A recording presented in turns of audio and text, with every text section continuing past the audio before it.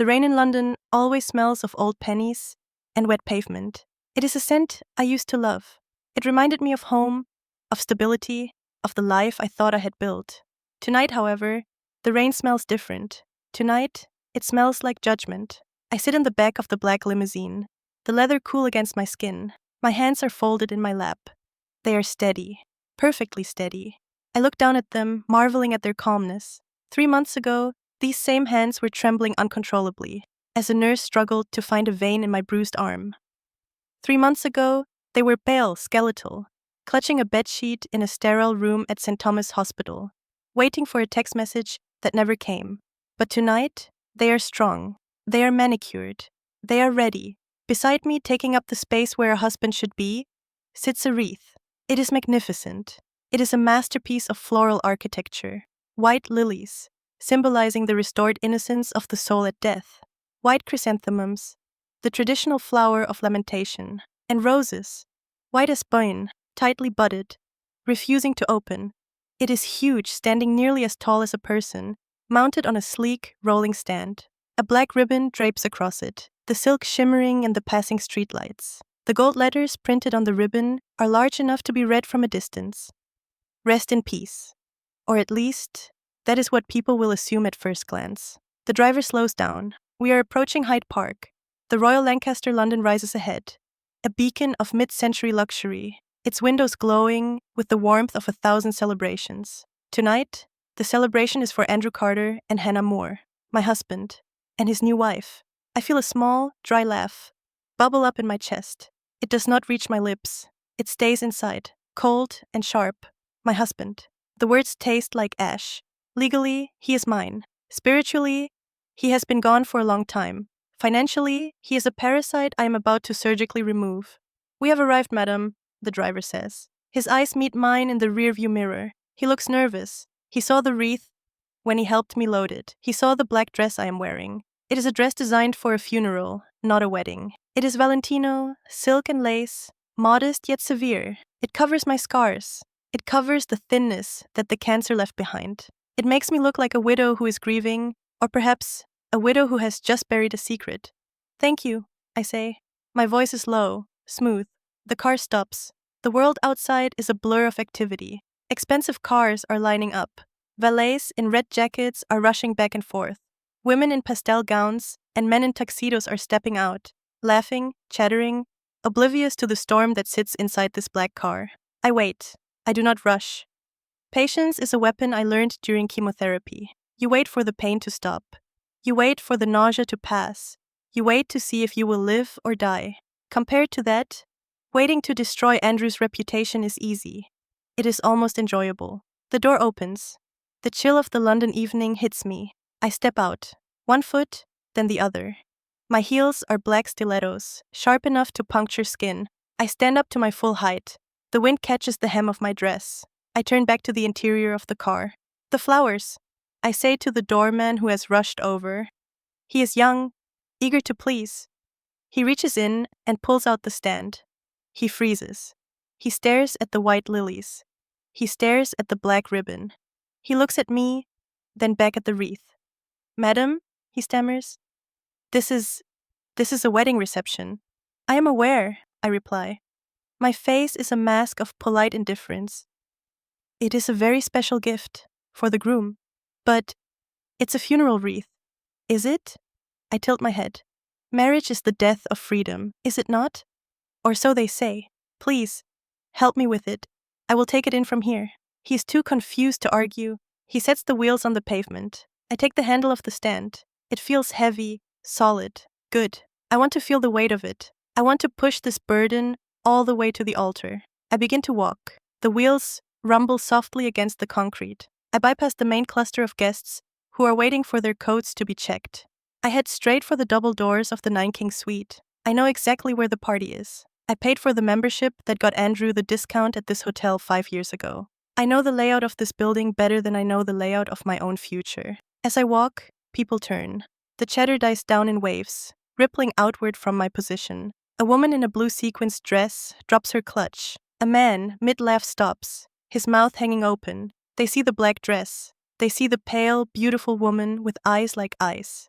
And then, They see the wreath, a funeral wreath, rolling into the wedding of the year. I hear the whispers start, and they sound like dry leaves skittering across pavement. Who is that? Is she lost?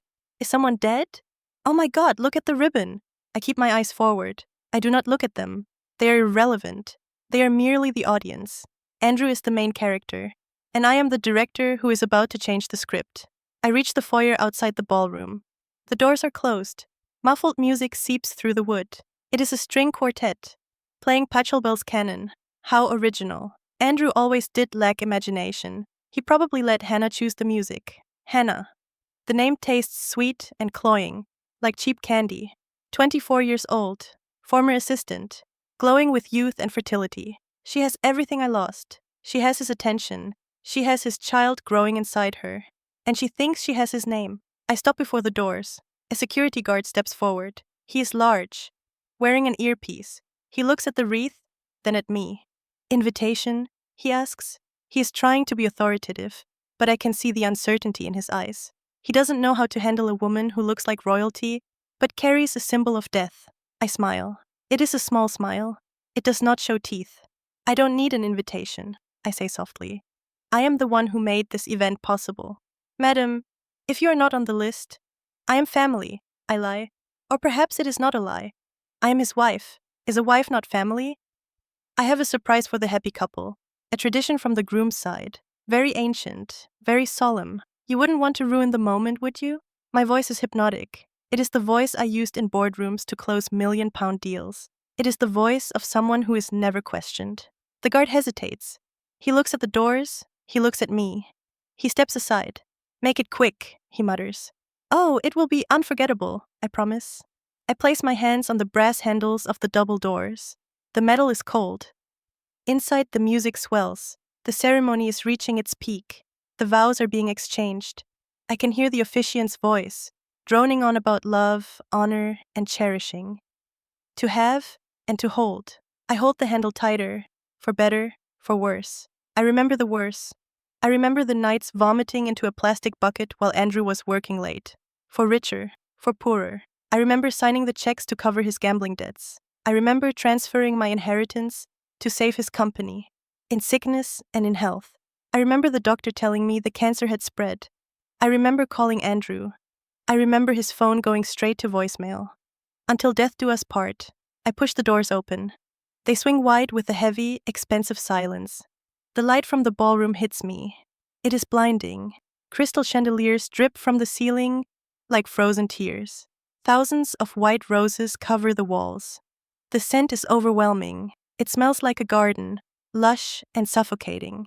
The music does not stop immediately. The quartet plays on for a few seconds, unaware that the world has shifted. I step into the light. I pull the funeral wreath behind me. The wheels make a distinct sound on the polished parquet floor. Click, clack, click, clack. A rhythm of doom. I am at the back of the aisle. The guests are seated in rows of gold chiavari chairs, facing the stage. Hundreds of backs, hundreds of expensive haircuts. Then, slowly, heads begin to turn. It starts with the back row. A gasp, a nudge, then the next row, then the next. Like a domino effect of realization, the silence spreads faster than the plague. The string quartet falters. The cellist looks up, sees me, and his bow screeches to a halt. The music dies. Now the room is silent. A heavy, thick silence. The only sound is the rolling of my wreath. Rumble, rumble. I keep walking. I do not hurry. I walk down the center aisle. The path is strewn with white rose petals meant for the bride. My black heels crush them. I am bruising the perfection of their day. I look at the stage. There they are.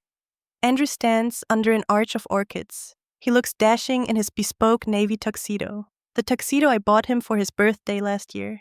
He looks healthy, tanned, happy. Hannah stands opposite him. She is beautiful. I cannot deny that. Blonde hair cascading in soft waves. A dress that cost more than most people earn in a year. A dress paid for with dividends from my company. She is holding a bouquet of peonies. Her hands are resting on her stomach, cradling the bump that is just beginning to show. They haven't seen me yet. They are looking at each other, lost in their lie. The officiant clears his throat, confused by the sudden silence of the room. Is there? The officiant starts, looking out into the crowd. Andrew turns his head. He looks out into the audience, annoyed by the interruption. His eyes sweep over the crowd. Then they land on the center aisle. They land on me. I stop, and I am 10 meters away from the altar. I stand next to the wreath. The white lilies glow under the spotlights. The black ribbon screams its message. Andrew's face goes slack. The color drains from his skin so fast, it looks like a physical blow. His mouth opens, but no sound comes out. His eyes bulge. He looks like a man seeing a ghost. Hannah follows his gaze. She turns. She sees me. She blinks, confused. She doesn't know who I am. Not really. She has probably seen pictures, maybe. Or maybe Andrew told her I was dead, or away, or crazy. She looks at the wreath. She reads the ribbon. Her hand goes to her mouth. Andrew? She whispers. Her voice echoes in the silent room. Who is that? I do not speak. Not yet. I let the image burn into their retinas. The woman in black. The funeral flowers. The wedding interrupted. I see the guests whispering frantically. Phones are coming out. I see the flash of a camera. Then another. Then a dozen. The live stream has begun. Good. The world needs to see this. Andrew takes a step forward. He stumbles slightly. Emily? His voice is a croak. It is weak. Pathetic. Emily? He repeats, louder this time, desperation creeping in. What are you doing here? I smile. It is a genuine smile now. Because I have won the first round. I have their attention. I reach into the pocket of my dress. I pull out a microphone. I brought my own. I wasn't going to rely on their sound system. I switch it on. A high-pitched feedback whine cuts through the air, making everyone wince. It grabs their attention even more. Hello, Andrew, I say. My voice is amplified, crisp and clear, filling every corner of the ballroom. You look well. Marriage suits you. Again. The crowd gasps. The word again hangs in the air like smoke. Hannah grabs Andrew's arm. Andrew! Who is she? Andrew tries to wave at security, but his hands are shaking too much. Get her out, he hisses. Security! Get her out! But the security guards are not moving. They are watching. Everyone is watching. It is too late for security. This is theater now. I push the wreath forward, giving it a little shove so it rolls a few feet closer to the stage. I apologize for the interruption, I say to the crowd, turning slightly to address the room. I see faces I recognize. Business partners, friends of my father, people who ate at my dinner table. They are staring at me with horror and recognition. I know it is customary to bring gifts, I continue. My voice steady, calm, reasonable. A toaster, a set of towels, crystal glasses. I gesture to the ominous tower of flowers beside me. But considering the unique circumstances of this union, I thought something more symbolic was appropriate. Emily, stop! Andrew shouts. He is coming down the stairs of the stage now, abandoning his bride. He is red in the face. You are making a scene. You are drunk. You need to leave. Drunk? I laugh softly. No, Andrew. I haven't had a drink in 6 months. My liver couldn't take it during the chemotherapy. You remember the chemotherapy, don't you? Or did you forget that? Just like you forgot you were married. The room explodes. The whispers turn into shouts. Married? Chemotherapy? What is she saying? Hannah stands alone on the altar. She looks small. She looks terrified. She looks at Andrew, then at me. Andrew? She cries out. What does she mean? Andrew reaches me. He tries to grab my arm. I step back. I do not let him touch me. Don't, I say. My voice drops an octave. It is ice cold. Do not touch me with the same hands you used to swear on the Bible 5 minutes ago. He freezes. He lowers his voice to a desperate whisper. Emily, please, not here. We can talk about this later. I'll give you whatever you want. Just go. Please. You're ruining everything. Ruining everything? I repeat his words into the microphone. I want everyone to hear. Andrew thinks I'm ruining everything. I look him in the eye. I see the fear there. The sheer, animalistic panic. He knows what I know. He knows that his life, as he constructed it, is over. I am not ruining anything, Andrew, I say. I am simply correcting a clerical error. I reach into my clutch. I pull out the document. It is a single sheet of paper, but it carries the weight of the law. You see, I address the crowd again. My husband here seems to have made a mistake. He forgot to divorce his first wife before marrying his second. I hold up the paper. This is a marriage certificate, dated 3 years ago, issued at Westminster, between Andrew Carter and Emily Davenport. I pause for effect. That's me. The flashbulbs are blinding now. It is like a lightning storm. And as of this morning, I continue. There is no decree absolute, no divorce papers filed, no separation agreement. I turn to Hannah. She is shaking. Her hands are clutching her stomach tightly. So, technically, I say, my voice filled with mock sympathy, this wedding is not a wedding. It is a crime scene. Andrew lunges for the microphone. Shut up! Shut up! He manages to knock the microphone from my hand. It falls to the floor with a loud thud. But it doesn't matter. I have said enough. The seed is planted. The roots are already taking hold. He stands there, panting, his chest heaving. He looks like a trapped animal. You're crazy, he yells, his voice cracking without the amplification. She's crazy! She's been sick! The cancer went to her brain! Don't listen to her! It is a low blow, the lowest, using my illness against me, trying to paint me as the hysterical, dying woman. I do not scream back. I do not attack him physically. I simply stand there. Silence is my shield. I bend down, gracefully, and pick up the microphone. I check to see if it still works. I tap it. Thump, thump. The cancer did not go to my brain, Andrew, I say quietly. It went to my eyes. It made me see clearly for the first time. I walk over to the wreath. I touch the white petals of a lily. They are soft, velvety. I brought this wreath because I am mourning, I say. But I am not mourning a person. I am mourning a lie. The lie that I lived for 3 years. The lie that you are a decent man. I look at Hannah. And I am mourning for you, my dear, I say to her. Because you have no idea what you have just married. The doors at the back of the hall burst open again. This time, it is not a guest. It is not a waiter. Uniforms. Blue and black. The reflective yellow of the Metropolitan Police. Mr. Andrew Carter? A voice booms across the hall. Andrew spins around. His face goes from red to gray in a heartbeat. I step back. I fold my hands in front of me, the same way I did in the car. Calm, steady. I whisper to no one in particular. That is my cue to step aside. The guests are standing up now. The ceremony is over. The show has just begun. The arrival of the police changes the air pressure in the room. Before, it was a scandal. Now, it is a catastrophe. The guests, the crème de la crème of London society, instinctively recoil. They are people who are used to controlling the law, not being confronted by it. They step back, creating a wide, empty circle around the altar, leaving Andrew, Hannah, and me as the only players in the center of the arena. 2 officers march down the aisle. Their heavy boots crunch on the same white rose petals I just trampled. The lead officer is a tall man with a face like carved granite. He does not look impressed by the chandeliers or the Valentino dresses. He looks like a man doing a job. Mr. Andrew Carter? The officer asks again, stopping at the foot of the stairs. Andrew wipes sweat from his forehead. His hand comes away glistening. Yes, that is me. Officer, thank God you are here. This woman, he points a shaking finger at me. This woman is trespassing. She is harassing us. I want her removed immediately. The officer does not look at me. He looks at his notepad. We are not here for a trespassing complaint, sir. We received a formal report regarding a violation of the Marriage Act 1949 and the Offences Against the Person Act 1861. Specifically, Section 57. Andrew blinks. Section... what? Bigamy, sir, the officer says flatly. The word lands like a gavel.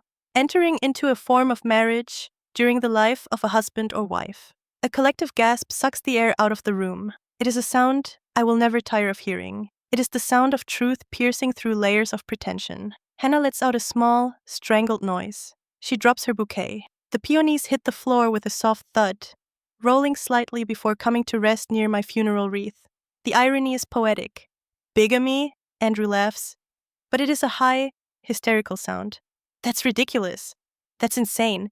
Who told you that? Her? He glares at me with pure venom. She's lying. We are separated. The divorce is... it's practically done. Practically done is not legally done, Andrew, I interject. My voice is calm, contrasting sharply with his frantic energy. I walk slowly toward the police officer. I do not look like a trespasser. I look like a witness. I open my clutch again. I extract the thick envelope I prepared this morning. Officer, I say politely. My name is Emily Davenport. I am the lawful wife of Mr. Carter. I hand him the envelope. Inside, you will find a certified copy of our marriage certificate from Westminster City Hall, dated October 12th, 3 years ago. You will also find a sworn affidavit from my solicitor confirming that no decree absolute has ever been issued, no decree nisi. Not even a petition for divorce has been filed with the court. The officer takes the envelope. He opens it. He slides out the documents. He adjusts his glasses and reads. The silence in the room is absolute, and 300 people are holding their breath, watching a police officer read a piece of paper. Andrew scrambles down the stairs. He abandons Hannah completely. He rushes to the officer. Look, it's a misunderstanding, he pleads. We talked about it, verbally. It was a spiritual separation. In my heart, I was divorced. In your heart? I repeat, raising an eyebrow. The law does not care about your heart, Andrew. It cares about your signature. And the last time you signed anything related to marriage, it was next to my name. The officer looks up from the papers. His expression has hardened. Mr. Carter, the officer says, according to these records, you are currently married to Emily Davenport. Is this true? It's complicated, Andrew stammers. She was sick. She was dying. Everyone thought she was going to die. I had to move on. I have a life to live. The room erupts again. The murmurs turn into disgusted whispers. He waited for her to die? He married another woman while his wife was on her deathbed? I see the faces of the guests turning. Their admiration for the dashing CEO is dissolving, replaced by the revulsion one feels when looking at something rotting. I take a step closer to Andrew. I want him to see me, really see me. Not the sick wife he abandoned, but the architect of his destruction. I apologize for not dying on your schedule, Andrew, I say softly. It must be very inconvenient for you. You bet on my death. You bet your future on it. You probably spent my life insurance in your head already, but I survived. And now, you have to pay the debt. Hannah finally finds her voice. She stumbles down the stairs, her heavy dress rustling around her. She grabs Andrew's arm, her nails digging into his tuxedo jacket. Andrew, she sobs. Tell them it's not true. Tell me you signed the papers. You told me you signed them. You showed me the papers. Andrew looks at her, his eyes darting around, looking for an escape route. I drafted them, Hannah. I had them ready. It was just paperwork, just red tape. You showed me a decree absolute, Hannah screams. Was it fake? Did you forge it? Andrew doesn't answer. His silence is the loudest confession in the room. Oh my God, Hannah whispers. She backs away from him, her hands covering her mouth. You forged a court document? To marry me? I did it for us, Andrew yells, losing control. Because I love you, because he points at me. She wouldn't let me go. She's vindictive. She's cold. She controls everything with her money. I just wanted to be free. Free? I ask. You wanted to be free to spend my money on a new wife. That isn't freedom, Andrew. That is fraud. The police officer steps between Andrew and Hannah. Mr. Carter, I'm going to have to ask you to come with us to the station to answer some questions regarding these allegations. Now? Andrew asks, horrified. This is my wedding day. I have guests. I have press. You have a prior engagement with the law, sir, the officer states. Flashbulbs explode again. The image of the groom being detained by police at the altar. It will be on the front page of the Daily Mail tomorrow. It will be trending on Twitter in 10 minutes. But I'm not done. Not yet. Sending him to the police station is just the appetizer. I want to destroy the illusion completely. Wait, I say. The officer pauses. Andrew looks at me with a flicker of hope. Does he think I will save him? Does he think I still love him enough to stop this? The arrogance of the man is boundless. Before you take him, I say, there is one more thing the guests should know. One more layer to this beautiful fairy tale. I turn to the crowd. I make eye contact with a woman in the front row. Lady Margaret, a gossip columnist for Tetler. She is eating this up. I know she is recording every word. You all know Andrew as the savior of Carter Group, I say. The brilliant CEO who turned a failing company into an empire in 3 years. The man on the cover of Forbes. The genius. Andrew's face goes white, whiter than the lilies in my wreath. Emily, don't, he whispers. Please, don't touch the company. Anything but the company. The company, I smile. The company that was 24 hours away from liquidation when we married? I reach into my clutch again. This clutch is like Pandora's box. Every time I open it, a new demon flies out to haunt him. I pull out a USB drive. I hold it up. It catches the light. This drive contains the financial records of Carter Group from 3 years ago. It proves that the miracle capital injection that saved the company did not come from investors. It did not come from sales. It came from a personal transfer, from the Davenport family trust. I walk over to the projection system that was set up to show a montage of Andrew and Hannah's love story. A technician is standing there, frozen. Plug it in, I command.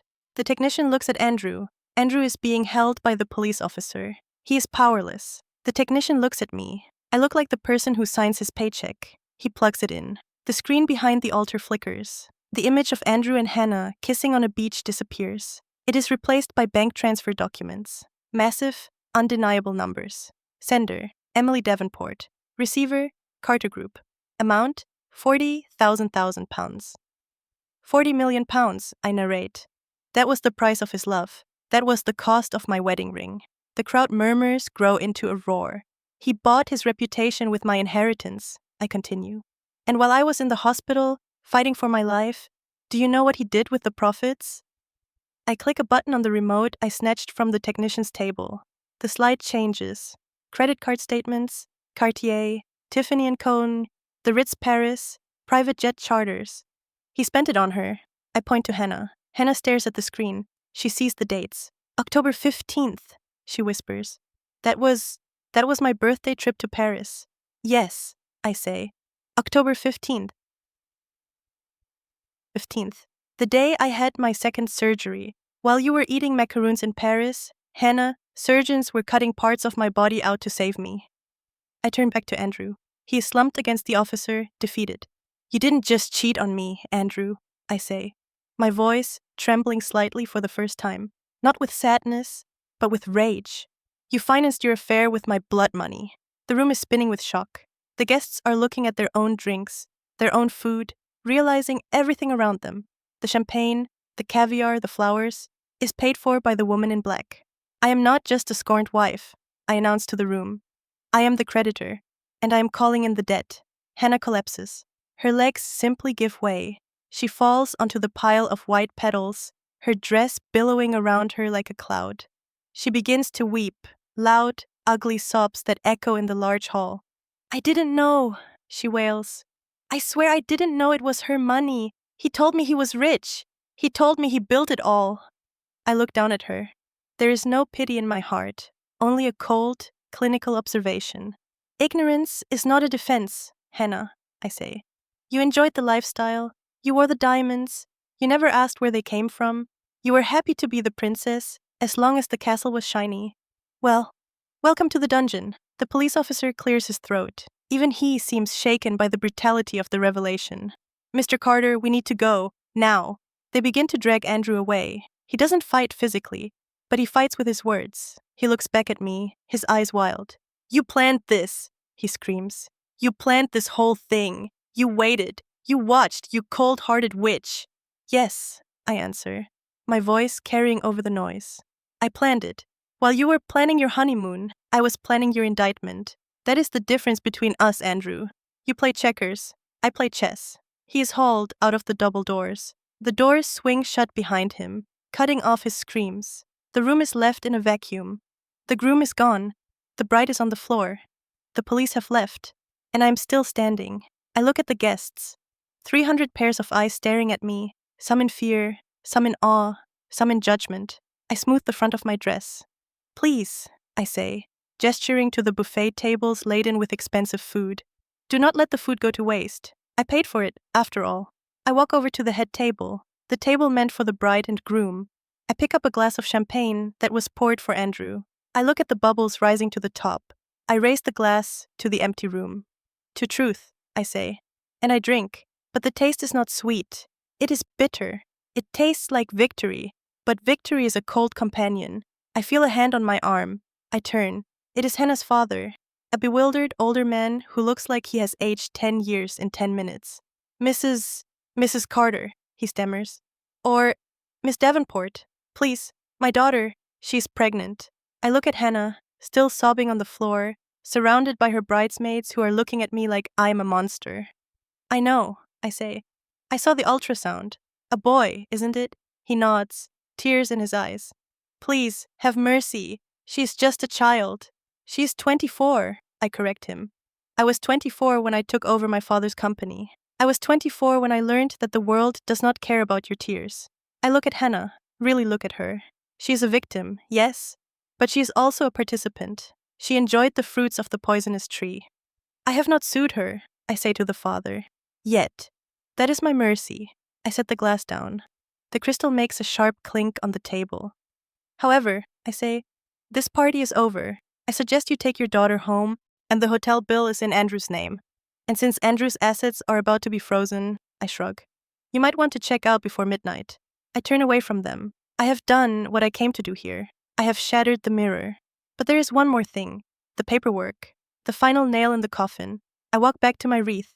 It stands there, a sentinel of death in the middle of a wedding. I see a woman standing near it. She is older, elegant, wearing pearls. I recognize her. It is Andrew's mother, Elizabeth. She looks at me. Her face is pale. She knew. Of course she knew. She knew her son was still married. She knew I was sick. She never visited me. Not once. She chose the new, shiny daughter-in-law with the baby. Emily, she whispers. Elizabeth, I nod. How could you? She hisses. He is your husband. You shamed him in front of the world. I step closer to her. I tower over her. He shamed himself, Elizabeth. I just turned on the lights. I lean in close, so only she can hear. And you, I whisper. You let him do it. You encouraged him. You wanted a grandchild so badly, you were willing to step over my dying body to get it. She flinches. I hope the baby is healthy, I say. Truly. Because that child is the only thing Andrew has left, and he will need someone to visit him in prison. I turn my back on her. I grab the handle of the wreath. But then I stop. No, I don't need to take it with me. I leave the wreath there, standing right in the middle of the aisle, a monument to the death of Andrew Carter's ego. I begin to walk toward the exit. The crowd parts for me like the Red Sea. They are terrified of me. Good. Respect is earned. Fear is instant. But as I reach the doors, I feel a sudden wave of exhaustion. The adrenaline is fading. The pain in my legs, a lingering souvenir from the treatment, flares up. I lean against the doorframe for a second, closing my eyes. Is this it? I ask myself. Is this what winning feels like? It feels hollow. But then I remember the nights alone. I remember the pain. I remember the silence of my phone. I open my eyes. I am not done. I pushed the first domino. But the chain reaction has to go all the way to the bank. I walk out of the ballroom, leaving the wreckage behind. The silence of the corridor is a relief. I take out my phone. I dial a number. Hello? A sharp professional voice answers. Mr. Sterling? Sterling, I say. It's Emily. Emily, did you do it? It's done. The police have him. Good. Phase 1 complete. Ready Phase 2, I command. The assets. I want every account frozen by tomorrow morning. I want the house in Kensington seized. I want the car he drove to the wedding impounded. Understood. And the press? Feed them, I say. Give them everything. The medical records, the bank transfers, the photos. I want the world to know exactly who Andrew Carter is by breakfast. It will be a bloodbath, Emily. No, Sterling, I say, looking at my reflection in the glass door of the hotel entrance. It's not a bloodbath. It's a cleansing. I hang up. I walk out into the cool London night. The rain has stopped. The air is crisp. My car is waiting. I get in. Where to, madam? The driver asks. Home, I say. My home, not his. As the car pulls away, I look back at the hotel one last time. The lights are still on, but the party is dead. I lean back in the seat. The ghost has spoken. Now, the architect must work. The car glides through the streets of London like a shark through dark water. The windows are tinted, separating me from the city I used to rule alongside Andrew. Inside, the silence is absolute. The driver knows better than to turn on the radio. He knows that what just happened at the Royal Lancaster is news that travels faster than radio waves. I lean my head against the cool glass. The adrenaline, which had been coursing through my veins like liquid fire, is beginning to recede. And as it leaves, it takes my strength with it. My hands, which were so steady holding the microphone, begin to tremble, not from fear, from exhaustion. My body is still healing. The doctors told me to rest. They told me stress was poison. If they could see me now. I close my eyes, and the image of Andrew's face burns behind my eyelids. The shock, the terror, the sheer pathetic disbelief. It was the face of a man who thought he was God, realizing he was merely a tenant in a universe owned by his wife. My phone buzzes on the leather seat beside me. I ignore it. Then it buzzes again, and again, a relentless stream of notifications. I pick it up. The screen is a waterfall of messages. Missed call. Andrew, 12. Missed call. Elizabeth Carter, 5. Text from Sterling, solicitor. The press is camping outside the Kensington house. Where are you going? BBC News alert. Chaos at Society wedding. CEO Andrew Carter arrested for bigamy. I swipe the notifications away. I do not want to read them. I lift them. Madam? The driver asks softly. Are we going to the Kensington residence? No. I say, my voice raspy. The Kensington house is compromised. Take me to the Shard. The apartment on the 65th floor. Very good, madam. Andrew doesn't know about the apartment at the Shard. I bought it 6 months ago, under a shell company. When I found the first receipt for a diamond necklace I never received, it was my escape hatch, my bunker. As the car turns toward London Bridge, I look down at my hands again. The ring finger of my left hand is bare. I took off the wedding band 3 days ago. I left it on the nightstand next to Andrew's side of the bed, along with a copy of his credit card statement, highlighting the purchase of a crib. A crib. The memory hits me like a physical blow to the stomach. I curl forward slightly, gasping for air. Flashback. 4 months ago. The rain was lashing against the windows of the oncologist's office. Dr. Evans looked tired. He held my file as if it weighed 100 kilos. Emily, he said gently. The treatment is working. The tumor is shrinking, but... He hesitated. Doctors only hesitate when they are about to take something away from you. But what? I asked. I was wearing a wig then. My skin was translucent. The chemotherapy. It was aggressive. We had to be aggressive to save your life. But the damage to your reproductive system is likely permanent. The room went silent. The only sound was the clock ticking on the wall. I can't have children, I whispered. I'm sorry. It is very unlikely. I didn't cry. I nodded. I thanked him. I walked out to the parking lot. I sat in my car and stared at the steering wheel. I wanted to call Andrew. I wanted my husband. I wanted him to hold me and tell me that we didn't need children, that we had each other, that we were enough. I dialed his number. Hey, babe, he answered. The background was noisy. Clinking glasses, laughter. Andrew, I said, my voice breaking. I'm at the doctor's. Bad news. Oh, Em, he sighed, sounding impatient. Can it wait? I'm in a crucial meeting with the Japanese investors. It's super high stress right now. It's about us, about our future. Look, I really can't talk. Go home, take a Xanax and sleep it off. We'll talk tomorrow. Love you, bye. Click. He hung up. I sat there holding the dead phone, and then I saw it. A notification on my iPad, which was synced to our shared cloud account. A photo had just been uploaded. It wasn't a photo of Japanese investors. It was a photo of a dessert plate at a restaurant in Mayfair. A plate with, "Congratulations," written in chocolate. And sitting across the table, blurred but unmistakable, was a woman, Hannah, holding a positive pregnancy test like it was a winning lottery ticket. The timestamp was 1 minute ago. While I was being told I was barren, my husband was celebrating creating life with another woman. That was the moment Emily the wife died, and Emily the architect was born. Present time. The car comes to a smooth stop. We are at the private entrance of the Shard. We are here, madam. I snap back to reality. The pain in my chest is still there. A phantom echo of that day in the car, but I push it down. I box it up and put it away. Emotions are expensive luxuries. I cannot afford them right now. Thank you, I say. I step out. The air here feels different, sharper, higher. I take the private elevator up.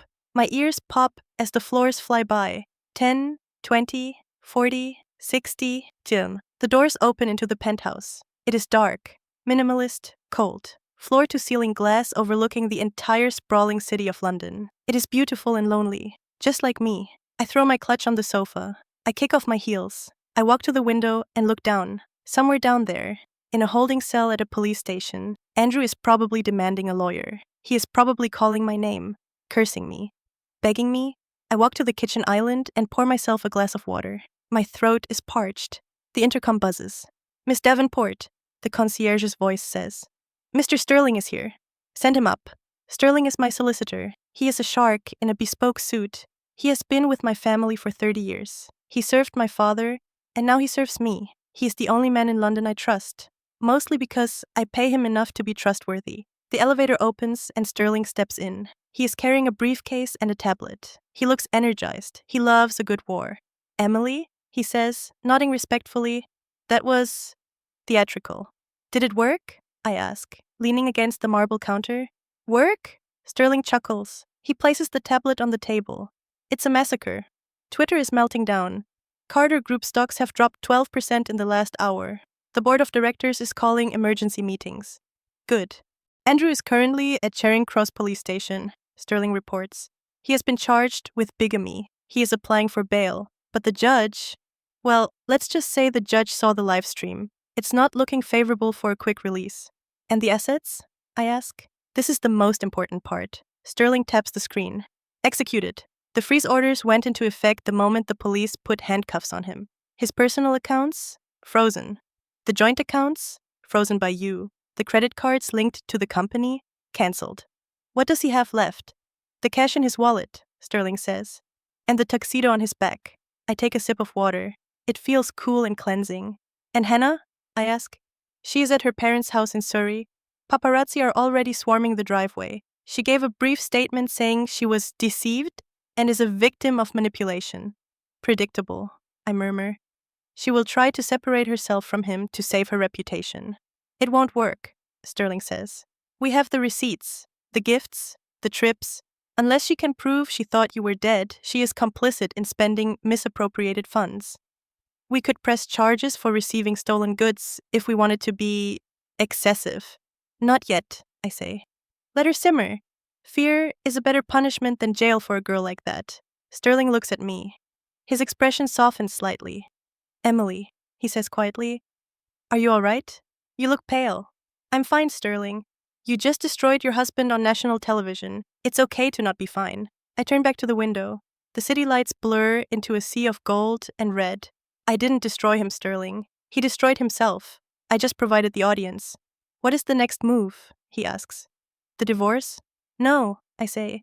The divorce is the end game. The next move is the retrieval. I turn to face him. I want everything back, Sterling. Every penny he took. Every share of stock. Every painting he bought with my money. I want him to leave this marriage exactly how he entered it. With nothing. That will be difficult, Sterling warns. He will fight. He will say he contributed to the company's growth. He will claim spousal support. He will use the emotional distress of your public ambush to sue for damages. Let him try, I say. I have the medical records. I have the proof of adultery during a life-threatening illness. In the court of law, he might have a sliver of a chance. But in the court of public opinion, he is dead. And no judge wants to side with a man who cheats on his dying wife. Sterling nods slowly. A slow, predatory smile spreads across his face. You are your father's daughter, Emily. I had to be, I reply. I married a man who wanted a weak woman. He forgot that weak women don't survive cancer. Sterling packs up his things. I will prepare the filings for tomorrow morning. We will hit him with the civil suits while he is still dealing with the criminal charges. A two-front war. Perfect. Get some sleep, Emily. Tomorrow, the real battle begins. Sterling leaves. The apartment is silent again. I walk to the bedroom. It is empty. The sheets are crisp and white. There is no smell of Andrew here. No cologne. No lies. I sit on the edge of the bed. I pick up my phone again. I open the photo gallery. I scroll back. 3 years. Photos of our wedding. We looked so happy. He looked so in love. Was it all a lie? From the very beginning? Did he look at me and see a $sign? Or did he love me once? Before the sickness? Before the trouble? Before the temptation? It doesn't matter anymore. The answer doesn't change the outcome. I select the photos. Select all. Delete. Are you sure you want to delete 1 to 500 items? My finger hovers over the button. A single tear, hot and heavy, rolls down my cheek. It falls onto the screen. Goodbye, Andrew, I whisper. I press delete. The screen goes black. The memories are gone. Only the future remains. I lie down. I pull the duvet up to my chin. I am alone in a glass tower, above a city that is gossiping about my tragedy. But for the first time in 3 years, I am not waiting for a text. I am not waiting for a lie. I am not waiting to die. I am alive. And tomorrow, I will remind Andrew Carter that he should have checked my pulse before he started digging my grave. The morning sun hits the glass facade of the Carter Group headquarters in Canary Wharf, but it brings no warmth. It is 8 o'clock a.m. on a Tuesday, the day after the wedding that never was. Usually, this lobby is buzzing with the energy of young, ambitious analysts and seasoned executives rushing to secure their bonuses. Today, it is quiet. It is the silence of a ship that knows it has hit an iceberg. even if the water hasn't reached the upper decks yet. I walk through the revolving doors. I am not wearing black today. I am wearing white and a sharp-tailored white suit that looks like armor. I'm not here to mourn anymore. I am here to clean. The receptionist, a girl named Sarah who used to send flowers to my hospital room on Andrew's behalf, flowers paid for with my own credit card, looks up. Her eyes widen. She drops the phone she was holding. It clatters onto the desk. "Mrs. Carter," she stammers, then corrects herself, her face flushing red. "Miss Davenport." "Good morning, Sarah," I say, not breaking my stride. "Is the board meeting ready?" The board meeting? The emergency board meeting, I clarify. The one I called 10 minutes ago via the majority shareholder notification system. I assume they are all upstairs. Yes? Yes, ma'am. They are in the main conference room, but Mr. Carter isn't. Mr. Carter is currently a guest of His Majesty's police force. I cut her off smoothly. He won't be joining us, which is for the best, really. It's hard to run a company when you're being fingerprinted. I walk past her to the private elevators. I press the button for the 40th floor. The doors slide shut, sealing me in a capsule of silence. As the numbers climb, I check my phone. A message from Sterling. Bail hearing set for 10 a.m. at Westminster Magistrates Court. The press is already there. It's a zoo. I smile. Good. Let the animals feed. The elevator dings. I step out into the executive corridor. The walls are lined with magazine covers. Forbes. The Economist. GQ. All featuring Andrew's face. Andrew looking visionary. Andrew looking powerful. Andrew looking like a man who built an empire from nothing. I stop at the first frame. I take a gold pen from my pocket. I draw a line through his face. A simple, diagonal slash. Then I continue walking. The double doors to the boardroom are closed. I can hear voices raised inside. Panic, blame, fear. I push the doors open. 12 heads turn. The board of directors of Carter Group. Men and women in gray suits who spent the last 3 years praising Andrew's genius, while ignoring the fact that his genius was fueled by my family's capital. "Gentlemen, ladies," I say, walking to the head of the table. The chair, Andrew's chair, is empty. It is a high-backed leather throne. I do not sit in it. I stand behind it, placing my hands on the backrest. "Emily," speaks up Marcus, the CFO. He looks like he hasn't slept. "This is highly irregular. We are in the middle of a crisis." "You are not in a crisis, Marcus," I say calmly. "You are in a liquidation. There is a difference." "Liquidation?" Marcus stands up. "Now hold on. Andrew's personal legal troubles are unfortunate, but the company is solid. We have contracts. We have the Dubai project. You have nothing," I interrupt. I pull a folder from my briefcase and slide it down the long mahogany table. It spins and stops perfectly in front of Marcus. "Open it." Marcus opens the folder. His eyes scan the first page. He pales. He flips to the second page. His hands start to shake. This can't be right. "It is the loan agreement for the initial capital injection," I explain to the room. "The 40 million pounds that saved this company 3 years ago. You all thought it was an equity investment. A gift from a loving wife." I look around the room. "It was a callable loan," I say, savoring the words. "Structured as a demand note, meaning the lender, me, can demand full repayment at any time for any reason." "But," Marcus stammers, "we don't have 40 million pounds in cash. We invested it in infrastructure, in the new headquarters, in the brand." "I know," I say, "which is why, as of this morning, I have exercised the default clause. Since the company cannot pay, the collateral is seized." "What collateral?" asked a board member at the back.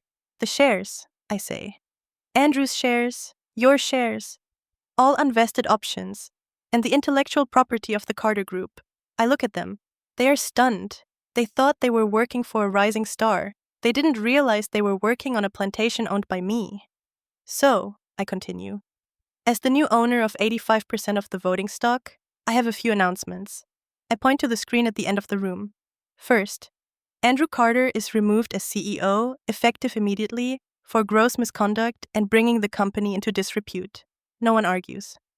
Second, the board is dissolved. I will be appointing a caretaker management team from Davenport Holdings to audit the books.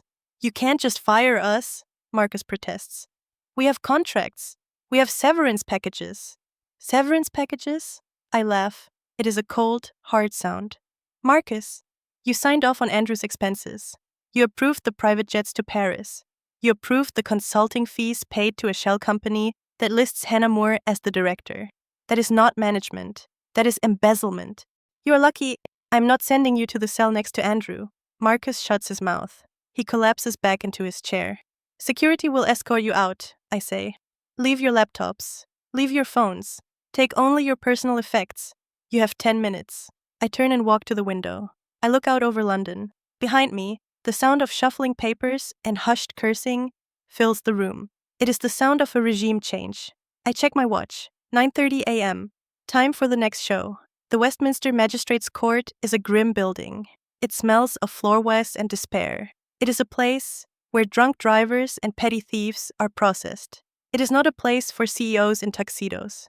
But there he is. I sit in the back row of the public gallery. I am wearing large sunglasses, but I know he sees me. Andrew is in the glass dock. He is still wearing his tuxedo shirt and trousers, but the jacket and bow tie are gone. The shirt is wrinkled, stained with sweat, and perhaps a little vomit. He looks small. The glass walls of the dock separate him from the world, just like the glass walls of his office used to. But this time, the glass is not for protection. It is for containment. His lawyer, a man named Mr. Finch, whom I know Andrew hired in a panic at 3 a.m., stands up. Your Honor, Finch begins, his voice oily. My client is a respectable member of the business community. He is a CEO, a philanthropist. The charges, while serious, are a domestic misunderstanding blown out of proportion. We request bail be set at a reasonable amount. The prosecutor, a sharp woman with a bob cut, stands up. She doesn't even look at Finch. Your Honor, the defendant was arrested at his own wedding to a second woman while legally married to the first. This is not a misunderstanding. It is a deliberate and public mockery of the law. Furthermore, given the defendant's access to private jets and offshore accounts, he is a significant flight risk. The magistrate looks at Andrew over her spectacles. She looks unimpressed. Mr. Carter, she says. Do you have anything to say? Andrew stands up. He grips the railing of the dock. His hands are white-knuckled. I didn't mean to break the law, he says, his voice cracking. I thought it was over. My wife. She abandoned me emotionally. I stiffen in my seat. Abandoned him? While I was vomiting blood in a basin? She controlled me with money, Andrew continues, pointing vaguely into the crowd, trying to find sympathy. I was trapped. I just wanted to find happiness. The magistrate sighs. She has heard it all before. Men who blame their wives for their own lack of morality. Mr. Carter, she cuts him off. Happiness is not a legal defense for bigamy. Bail is denied. Denied? Andrew gasps. But I have money. I can pay. Actually, you don't. The prosecutor interrupts. We have received notification this morning that all of Mr. Carter's assets have been frozen pending a civil investigation into corporate embezzlement and fraud. He currently has access to £0. Andrew freezes. He turns his head slowly. He scans the back of the room. His eyes lock onto mine. I lower my sunglasses. I look at him. I do not smile. I do not frown. I just look. He sees it then. The white suit, the calm posture. He realizes that the freezing of the assets wasn't the police. It was me. Emily, he screams, slamming his hand against the glass. Emily, you did this. You planned this. Order! The magistrate bangs her gavel. She's a monster, Andrew yells, spit flying from his mouth. She set me up. She let me do it. She watched me walk into the trap. 2 security guards grab him. They drag him down the stairs towards the cells. I'm the victim. He is still screaming as he disappears. I'm the victim! The door slams shut. The court goes quiet. The magistrate looks at her papers. Next case. I stand up. I adjust my blazer. I walk out. Outside, the press is waiting. A wall of cameras. Microphones are thrust into my face like spears. Mrs. Carter! Mrs. Carter! Is it true you are seizing the company? Did you really catch him at the altar? What do you have to say to Hannah Moore? I stop. I look at the camera with the red light on. I have nothing to say to Hannah Moore, I say, my voice steady. But I have a message for anyone who thinks they can build a life on the ruins of someone else's. I pause. The cameras zoom in. Check the foundation, I say. Because if the land belongs to me, I will take it back. Even if there is a house standing on it. I get into my car.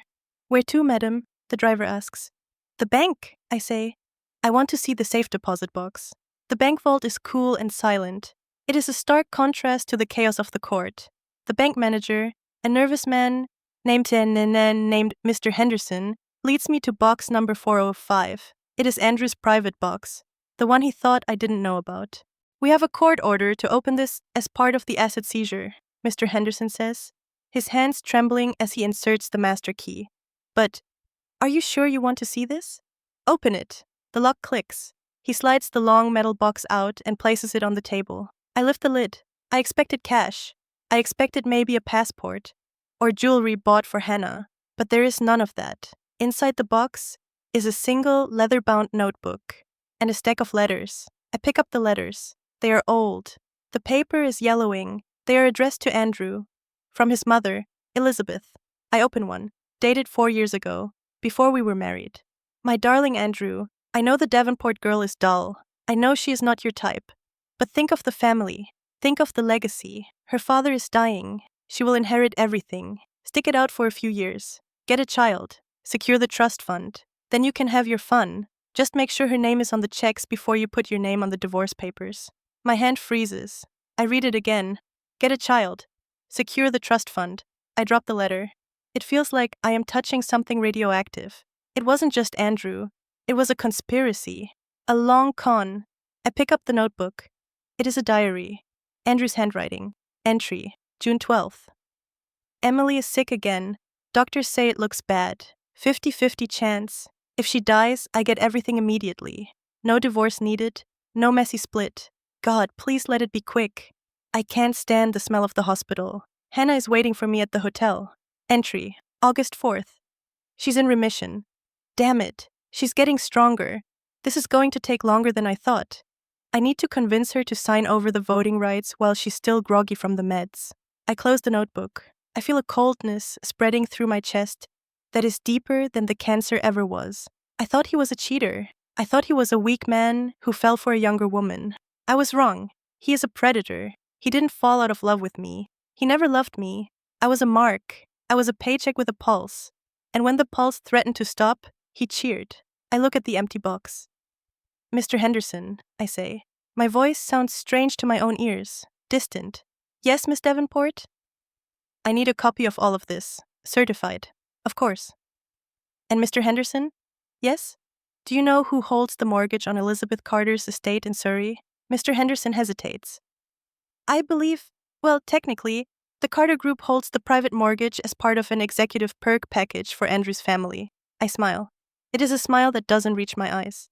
And since I now own the Carter Group, I whisper, I own her house. I pick up the letter from his mother again. Think of the legacy. Oh, Elizabeth, I say to the empty room. I am thinking of the legacy, and I am going to burn it to the ground. I walk out of the bank. The sun has gone behind a cloud.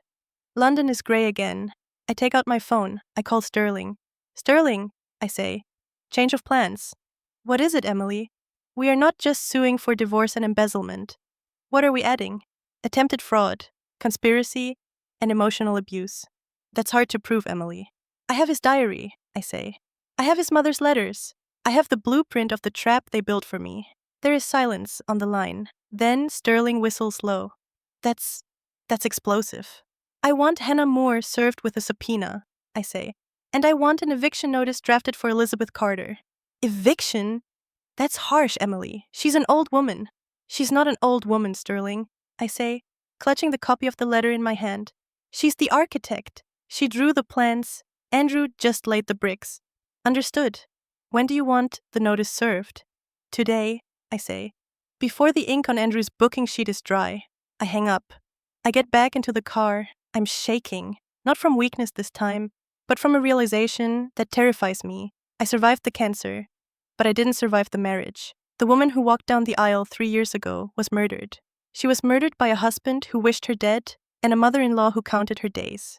The Emily sitting in this car is not a wife. She is an avenging angel. And angels, contrary to popular belief, do not show mercy to demons. The scandal is not just a fire anymore. It is an inferno. By noon, the hashtag #the Wreath of Truth is trending globally. The image of my black dress against the white wedding flowers has become an iconic meme of vengeance. People are calling me a hero. People are calling me a villain. I do not care what they call me. as long as they spell my name correctly on the legal documents.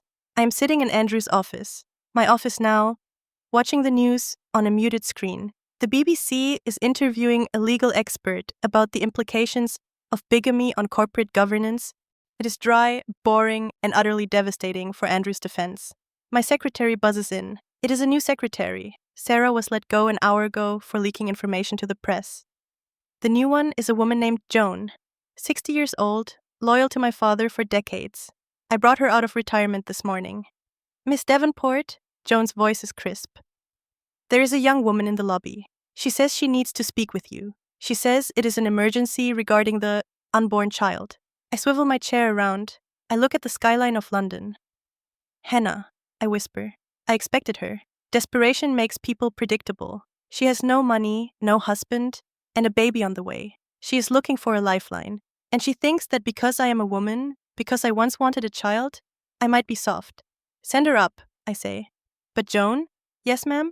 Leave the door open. I want witnesses. 5 minutes later, Hannah Moore walks into the office. She looks nothing like the glowing bride of yesterday. She's wearing a gray tracksuit, oversized, probably to hide the pregnancy bump that she was so proud of 24 hours ago. Her hair is pulled back in a messy bun. Her eyes are swollen red. She stops at the door, looking at the massive office, at the leather chair, at me. She looks terrified.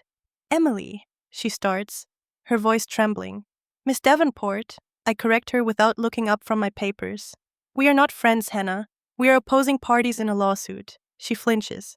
She walks closer, clutching her handbag like a shield. Please, she says. I need help. The accounts, they're all frozen. My credit cards aren't working. I tried to buy prenatal vitamins this morning, and the card was declined. She pauses, waiting for sympathy. When I say nothing, she continues, her voice rising in panic. Andrew is in jail. He can't help me. You have all the money. You can't just starve us. There is a baby involved. An innocent baby. I finally look up. I take off my reading glasses. Sit down, I say. She sits, perching on the edge of the chair like a bird ready to fly. You want me to unfreeze the accounts? I ask. Just enough for living expenses, she pleads. For the baby. I didn't do anything wrong. I fell in love. Is that a crime? I open a drawer. I pull out a file. It is the Hannah file that Sterling compiled for me weeks ago. Love is not a crime, Hannah, I say softly. But spending stolen money is. I slide a piece of paper across the desk. This is a credit card statement from 6 months ago. I point to a line item. A payment of £5,000 to a private clinic in Switzerland. Hannah goes pale. That was for a checkup, she stammers. No, I say. It was for gender selection IVF. You didn't just get pregnant by accident, Hannah. You planned it. You and Andrew went to a clinic to ensure it was a boy, because you knew, or Andrew told you, that a male heir was the key to unlocking his mother's trust fund. Her mouth opens, but no sound comes out. The innocent mistake narrative is crumbling. And this, I slide another paper. An email from you to Andrew, dated 3 months ago, subject, the witch's health. I read the email aloud, my voice devoid of emotion. Has she kicked the bucket yet? I don't want to be a mistress forever. The baby needs a father, not a visitor. Hurry it up. I look at her. I am the witch, I assume? Hannah starts to cry. Ugly, heaving sobs. I didn't mean it. I was jealous. I was hormonal. You were wishing for my death, I say. While I was lying in a hospital bed, hooked up to machines, you were emailing my husband asking him to hurry it up. I stand up. I walk around the desk. She shrinks back, afraid I might hit her. I lean against the edge of the desk, looking down at her. I'm not going to give you money, Hannah. Not a penny. But the baby, she wails. The baby is innocent, I agree. But you're not. You're an accomplice. You knowingly engaged in a relationship with a married man, you conspired to hide assets, and you wished for the death of his wife. I reach into my pocket and pull out a card. It is a business card for a women's shelter in East London. This is a shelter, I say, placing it on the table. They have food, they have beds, they have medical care. It is not the Ritz, it is not the Carter penthouse, but it is safe. She stares at the card in horror. You expect me to go to a shelter? Me? Why not? I ask coldly. You are unemployed. You are homeless. You are single. That is the reality you built, Hannah. Welcome to it. She stands up, her face twisted in rage. The victim mask falls off completely. You are a monster, she screams. Andrew was right about you. You are frigid. You are dead inside. That's why he left you. He needed a real woman. A real woman, I repeat, doesn't need to steal another woman's husband to survive. I press the intercom button. Joan, security please. 2 guards appear at the door almost instantly. Escort Miss Moore out, I command. And if she returns, call the police for trespassing. Hannah is dragged out, screaming curses at me. I'll sue you. I'll tell the press. Tell them, I whisper to the closing door. Tell them everything. The more you talk, the more you prove my point. When she's gone, I sit back down. My hands are shaking slightly, not from fear, but from the sheer toxicity of her presence. I look at the shelter card she left on the desk. I pick it up and throw it in the bin. I offered her a lifeline. She spat on it. Now for the architect. The drive to Surrey takes an hour. The countryside is green and lush, a sharp contrast to the grey steel of London. We are heading to the Oaks, the ancestral estate of the Carter family. Or rather, the estate Andrew's mother claims is ancestral. In reality, Andrew bought it 5 years ago to give her the lifestyle she felt she deserved. He bought it with a company loan, a loan that is now in default. I pull up to the wrought iron gates. They are locked. Ram it? The driver asks. He is a new driver, former military. I like him. No. So, I say, I have the key. I step out of the car. I punch in the code on the keypad. 12:10. Andrew's birthday? Of course. The gates swing open. I walk up the long driveway. The gravel crunches under my boots. The house is magnificent. Georgian style, ivy climbing the walls, a fountain in the center. It reeks of old money, but it is built on new debt. I reach the front door. I do not knock. I use the spare key I kept on my keychain for 3 years. The key Elizabeth told me never to use without calling first. I open the door. Andrew? Elizabeth's voice comes from the drawing room. Is that you? Did you make bail? I walk into the drawing room. Elizabeth Carter is sitting on a velvet sofa, holding a cup of tea. She's wearing pearls and a cashmere cardigan. She looks every inch the matriarch. When she sees me, the teacup rattles in the saucer. You, she spits. How dare you enter my house? My house, Elizabeth, I say, looking around at the paintings on the walls. Technically, the bank's house. But since I own the bank's debt, it's mine. Get out! She stands up, trembling with indignation. I will call the police. Please do, I say. I have the eviction notice right here. It was signed by a judge an hour ago. I toss the document onto the coffee table. It lands next to a vase of fresh roses. You have 24 hours to vacate the premises, I state. You can't do this, she gasps. I am an old woman. I have lived here for years. Where will I go? I don't know, I say. Maybe you can stay with Hannah. Oh wait, she's homeless too. Elizabeth's face twists. You vindictive bitch. You are doing this out of spite. Spite? I laugh. No, Elizabeth. This is justice. I reach into my bag. I pull out the copy of the letter I found in the bank vault. I found this, I say, holding it up. Elizabeth squints. Then her eyes widen in recognition. She pales. The letter you wrote to Andrew, I say. Get a child. Secure the trust fund. Then you can have your fun. She sinks back onto the sofa. She knows she is caught. It was you, I say, stepping closer. It wasn't just Andrew being a weak man. It was you whispering in his ear. You told him to marry me for the money. You told him to wait for me to die. You told him to get a mistress because I couldn't give you a grandson fast enough. You were dying, she snaps, dropping the facade. You were weak. A man like Andrew needs a legacy. You were a dead end, Emily. A barren, sick, dead end. The words hit me like a slap, but I don't flinch. I survived, I say quietly. And that is your tragedy. I look at her with pure pity. You wanted a legacy, Elizabeth? You have one now. Your son is in prison. Your name is disgraced. Your home is repossessed. That is the Carter legacy. I turn to leave. Wait, she cries out. Emily, please, I didn't mean it. I was just worried about him. She's changing tactics, pleading. I can help you, she says desperately. I can testify against him. I can say he forced me to write those letters. Just let me keep the house. I stop. I look back at her. She is willing to sell out her own son to keep her velvet sofa. My God, I whisper. You are even worse than him. Business is business, Emily, she says, wiping her eyes. You understand that. Yes, I say. I do. I walk to the door. The movers will be here at 8 a.m. tomorrow, I say. Anything left in the house will be auctioned for charity. I suggest you pack your pearls, Elizabeth. They are the only thing you actually own. I slam the door behind me. The sound echoes like a gunshot across the valley. Back in the car, I tell the driver to take me to the cemetery. It is late afternoon now, and the sky is bruising purple and black. I walk to my father's grave. It is simple gray stone. William Davenport. Beloved father. Visionary. I kneel down. The grass is wet. Daddy, I whisper. I did it. I took back the company. I trace the letters of his name. But I feel dirty. I think of Hannah's sobbing face. I think of Elizabeth's betrayal of her son. I think of Andrew screaming in the dock. I have exposed the rot. But in doing so, I had to touch it. You told me that business is war, I say to the stone. But you never told me that in war, you have to become a soldier. A wind picks up, rustling the leaves of the oak trees. My phone buzzes. It is Sterling. Emily. His voice is urgent. We have a problem. What is it? I ask, standing up. Andrew has fired his lawyer. He has a new one. Who?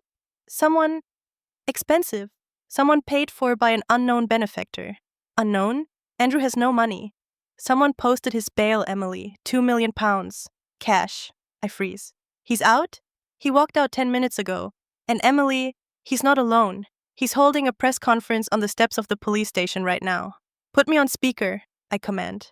I hear the crackle of the radio, then Andrew's voice. It sounds different, stronger, calculated. I was a victim of a setup, Andrew is saying to the cameras. My wife, Emily Davenport, has manipulated the legal system and the media. But the truth is, she's mentally unstable. The cancer treatment affected her cognitive abilities. She has been hallucinating. She has been paranoid. I clench my fists. The insanity defense. The gaslighting strategy. And as for the company, Andrew continues, his voice smooth, I have secured new funding, a silent partner who believes in my vision. We are filing a countersuit for hostile takeover and corporate sabotage. Who is it? I ask Sterling. Who is funding him? We don't know yet, Sterling says. But whoever it is, they have deep pockets, and they hate you. I look at my father's grave. The war is not over. It has just escalated. I thought I was fighting a rat, but the rat has found a monster to back him up. Find out who it is, I tell Sterling. And tell the driver to get the car ready. I'm not going home. Where are you going? To the television studio, I say. He wants a press conference? I'll give him a primetime interview. I hang up. I look at the darkening sky. La chute du monde parfait, I whisper. The fall of the perfect world. My world fell 3 years ago. Now, I am just making sure everyone else falls with me. The makeup room at the television studio is bright, blindingly white. It reminds me of the hospital. The smell is different, hairspray instead of antiseptic. But the feeling of being prepped for surgery is the same. I look at myself in the lighted mirror. The makeup artist, a kind woman named Clara, is trying to cover the shadows under my eyes. You have beautiful skin, darling, she says softly, brushing powder over my cheeks. But you look tired. Are you sure you want to do this live? I have to, Clara, I answer, staring at my own reflection. If I don't speak, they will write the story for me. On the small TV screen mounted in the corner, Andrew is speaking. Every channel is broadcasting his impromptu press conference from the steps of the police station. He looks disheveled, but handsome, a tragic hero in a tuxedo shirt unbuttoned at the collar. My wife has been through a terrible ordeal, Andrew says to the cameras, his voice thick with fake emotion. The cancer? It didn't just attack her body. The chemotherapy agents are highly toxic. We have seen behavioral changes, paranoia, hallucinations, aggression. He pauses, wiping a non-existent tear. I didn't leave her. He lies effortlessly. I was trying to protect her. This wedding to Hannah was a misunderstanding. It was a symbolic ceremony to comfort a grieving friend. Emily has blown it out of proportion because she is not herself. I grip the arms of the makeup chair. My knuckles turn white. It is brilliant. Truly. Evil, but brilliant. He isn't denying the event. He is reframing it. He is using my survival against me. He is painting me as the mad wife in the attic and casting himself as the long-suffering husband. He's good, Clara whispers, looking at the screen with disgust. My ex-husband was like that. Could convince you the sky was green. The sky isn't green, Clara, I say, standing up. And I'm not crazy. The floor manager knocks on the door. Miss Davenport? 2 minutes to air. The host is ready. I smooth down my white blazer. I check my phone one last time. A text from Sterling.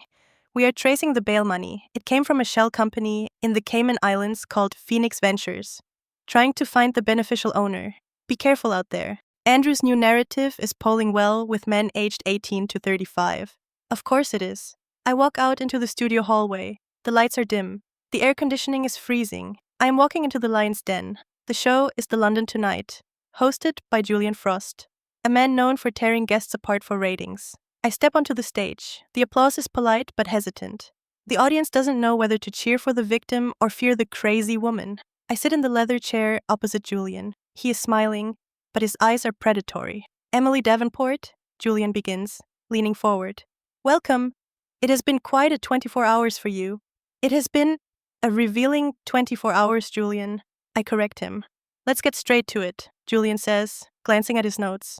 Your husband claims you are suffering from chemo brain, a cognitive impairment caused by your cancer treatment. He claims this entire bigamy accusation is a result of your paranoia. How do you respond? The camera zooms in on my face. I know they are looking for a tic, a twitch, a sign of madness. I look directly into the lens. Julian, I say calmly, do I look paranoid to you? Well, Julian shrugs. Paranoia can be very lucid. Let's look at the facts, I say. Andrew claims the wedding was a symbolic ceremony for a grieving friend. Julian, since when do symbolic ceremonies involve a marriage license application, a £50,000 diamond ring, and a registered registry at Harrods, listing a crib and a stroller? The audience murmurs. Furthermore, I continue, keeping my voice level, if I am hallucinating, then the Westminster City Council must be hallucinating too, because they issued the marriage certificate. The Metropolitan Police must be hallucinating, because they arrested him. And the ultrasound technician, who scanned Hannah Moore's 24-week pregnancy, must also be hallucinating. Julian shifts in his seat. But Andrew says he never signed the marriage certificate with Hannah. He says you stopped it before it became legal. Attempted murder is still a crime, Julian, even if the gun jams, I say sharply. Attempted bigamy is no different. He stood at the altar. He said the vows. The intent was there. Let's talk about the money, Julian presses. Andrew claims you trapped him financially, that you used your inheritance to control him. He calls it financial abuse. I laugh. It is a dry, genuine laugh. Financial abuse? I repeat. Julian, 3 years ago, I transferred £40 million to save his company. I paid off his gambling debts. I bought his mother a house. If that is abuse, I think half the population of London would volunteer to be my victim. The audience laughs. I am winning them over. Logic cuts through emotion. But why do it this way? Julian asks, dropping his aggressive tone slightly. Why the wreath? Why the public shaming? Doesn't that prove you are vindictive? I pause. This is the trap. If I say I enjoyed it, I am a monster. If I deny it, I am a liar. I didn't choose the stage, Julian, I say softly. Andrew did.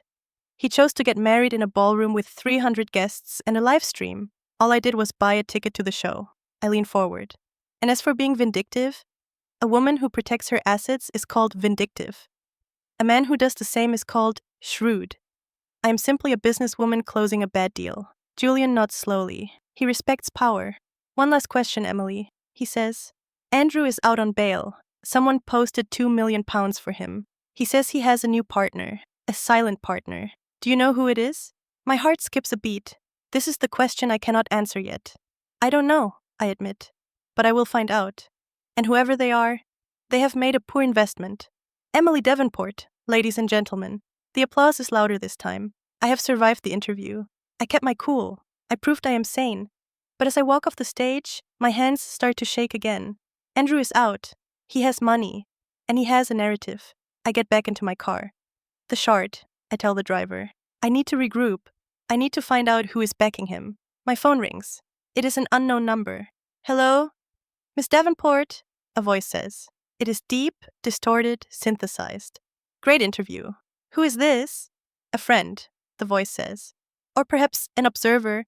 You are looking for the owner of Phoenix Ventures. I freeze. How do you know that? I know a lot of things. I know about the letters in the bank vault. I know about the eviction notice for Elizabeth. You're playing a dangerous game, Emily. Who are you? I demand. Are you the one funding him? Me? No. The voice laughs darkly. I wouldn't touch Andrew Carter with a 10-foot pole. He is a liability. But the man who is funding him, he is a shark. And he smells blood. Give me a name, I say. Marcus Kane. The line goes dead. I drop the phone on the seat. Marcus Kane. The name hits me like a physical blow. Marcus Kane, CEO of Vantage Capital. My father's greatest rival. The man who tried to hostile take over Davenport Holdings 10 years ago.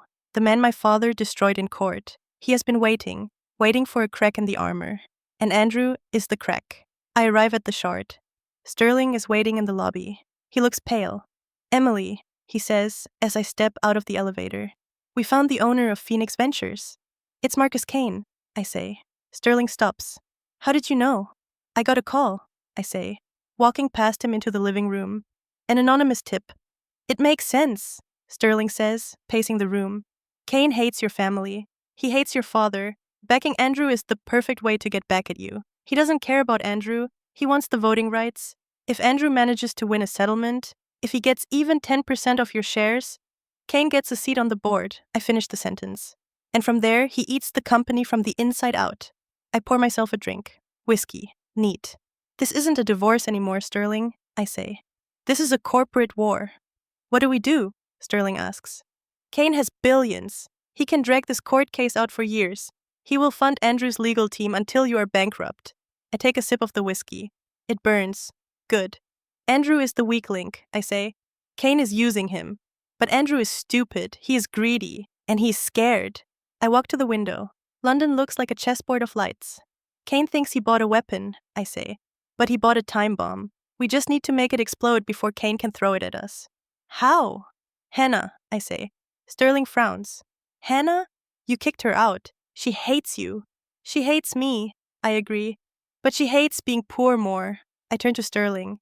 Find her, I command. She is at a shelter? Or a cheap motel? Find her, and bring her to me.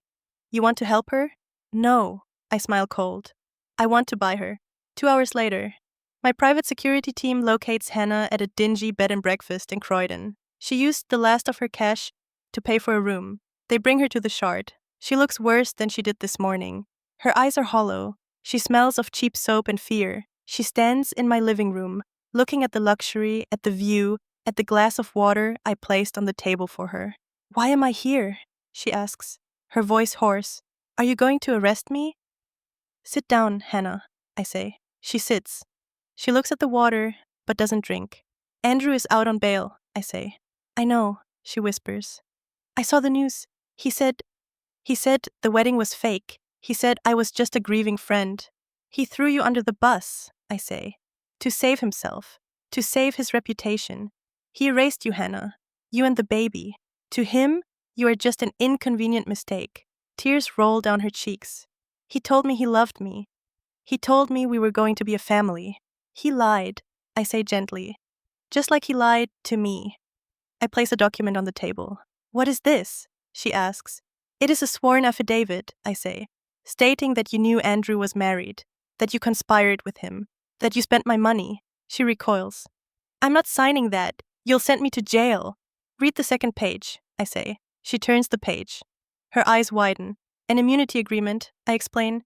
If you sign this, and if you testify against Andrew in court, I will drop all civil charges against you. I will pay for your medical care until the baby is born, and I will give you a lump sum of £50,000 to start a new life, somewhere far away from London. She stares at me. She can't believe it.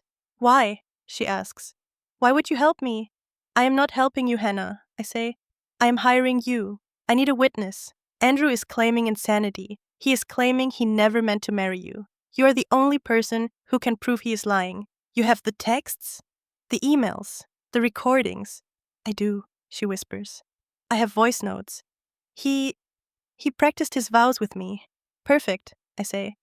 But if I do this, he will destroy me. He already has, I point out. He left you homeless, while he sits in a hotel paid for by Marcus Kane. I lean forward. The question is, Hannah, do you want to be the victim who got crushed, or the woman who hammered the final nail in his coffin? She looks at the document. Then she looks at her stomach. She picks up the pen. Her hand shakes, but she signs. Hannah Moore, I take the paper. Smart choice, I say. One condition, she says, looking up. Her eyes are hard now. The innocence is gone. Yes? I want to be there when you take him down. I want to see his face when he realizes I sold him out. Done, I say. The next morning, Sterling files the new evidence with the court. The voice notes from Hannah. The proof that the wedding was planned for months. He saw the receipts for the honeymoon in the Maldives. It destroys the insanity defense in 1 hour. But Marcus Kane is not giving up. I receive a package at my office. No return address. Inside is a single photograph. It is a photo of me, taken from a distance, yesterday, at my father's grave. And on the back, written in red ink, dig 2 graves. I stare at the photo. A threat. A physical threat. Kane is escalating. He knows the legal battle is slipping away, so he is moving to intimidation. I pick up my phone. Joan, I say, get me the head of security. Yes, Miss Davenport. And Joan? Yes? Order flowers. A wreath. Another one, ma'am? For Mr. Carter? No, I say, looking at the photo. For Mr. Marcus Kane. Send it to Vantage Capital. What should the card say? I smile. The fear is gone, replaced by a cold, calculating fury. Say, I already dug 2. One for my husband and one for the man foolish enough to back him. I hang up. I walk to the window. The storm is here. The perfect world has fallen. Now we fight in the mud. The boardroom of Davenport Holdings is a fortress of glass and steel, suspended 40 floors above London. Today the sky outside is a bruise of dark gray clouds, promising a storm that matches the tension inside. I sit at the head of the table, my father's chair. To my right sits Sterling, his face grim, piles of legal briefs stacked like barricades in front of him. To my left sits the empty chair reserved for the minority shareholder representative. And at the far end of the table, entering like a conquering army, is Andrew Carter. He is flanked by 3 lawyers in identical charcoal suits, and behind them, a man who does not need a suit to look dangerous. Marcus Kane. Kane is older than I remember. His hair is silver, his eyes are like chips of flint. He walks with a cane, not out of infirmity, but as a weapon.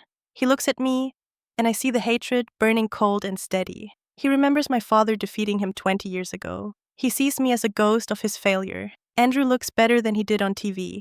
The Kane money has bought him a shave, a new suit, and a mask of arrogance. He refuses to look me in the eye. He looks at the view, at the table, at his fingernails, anywhere but at the wife he tried to bury. Shall we begin? Kane says.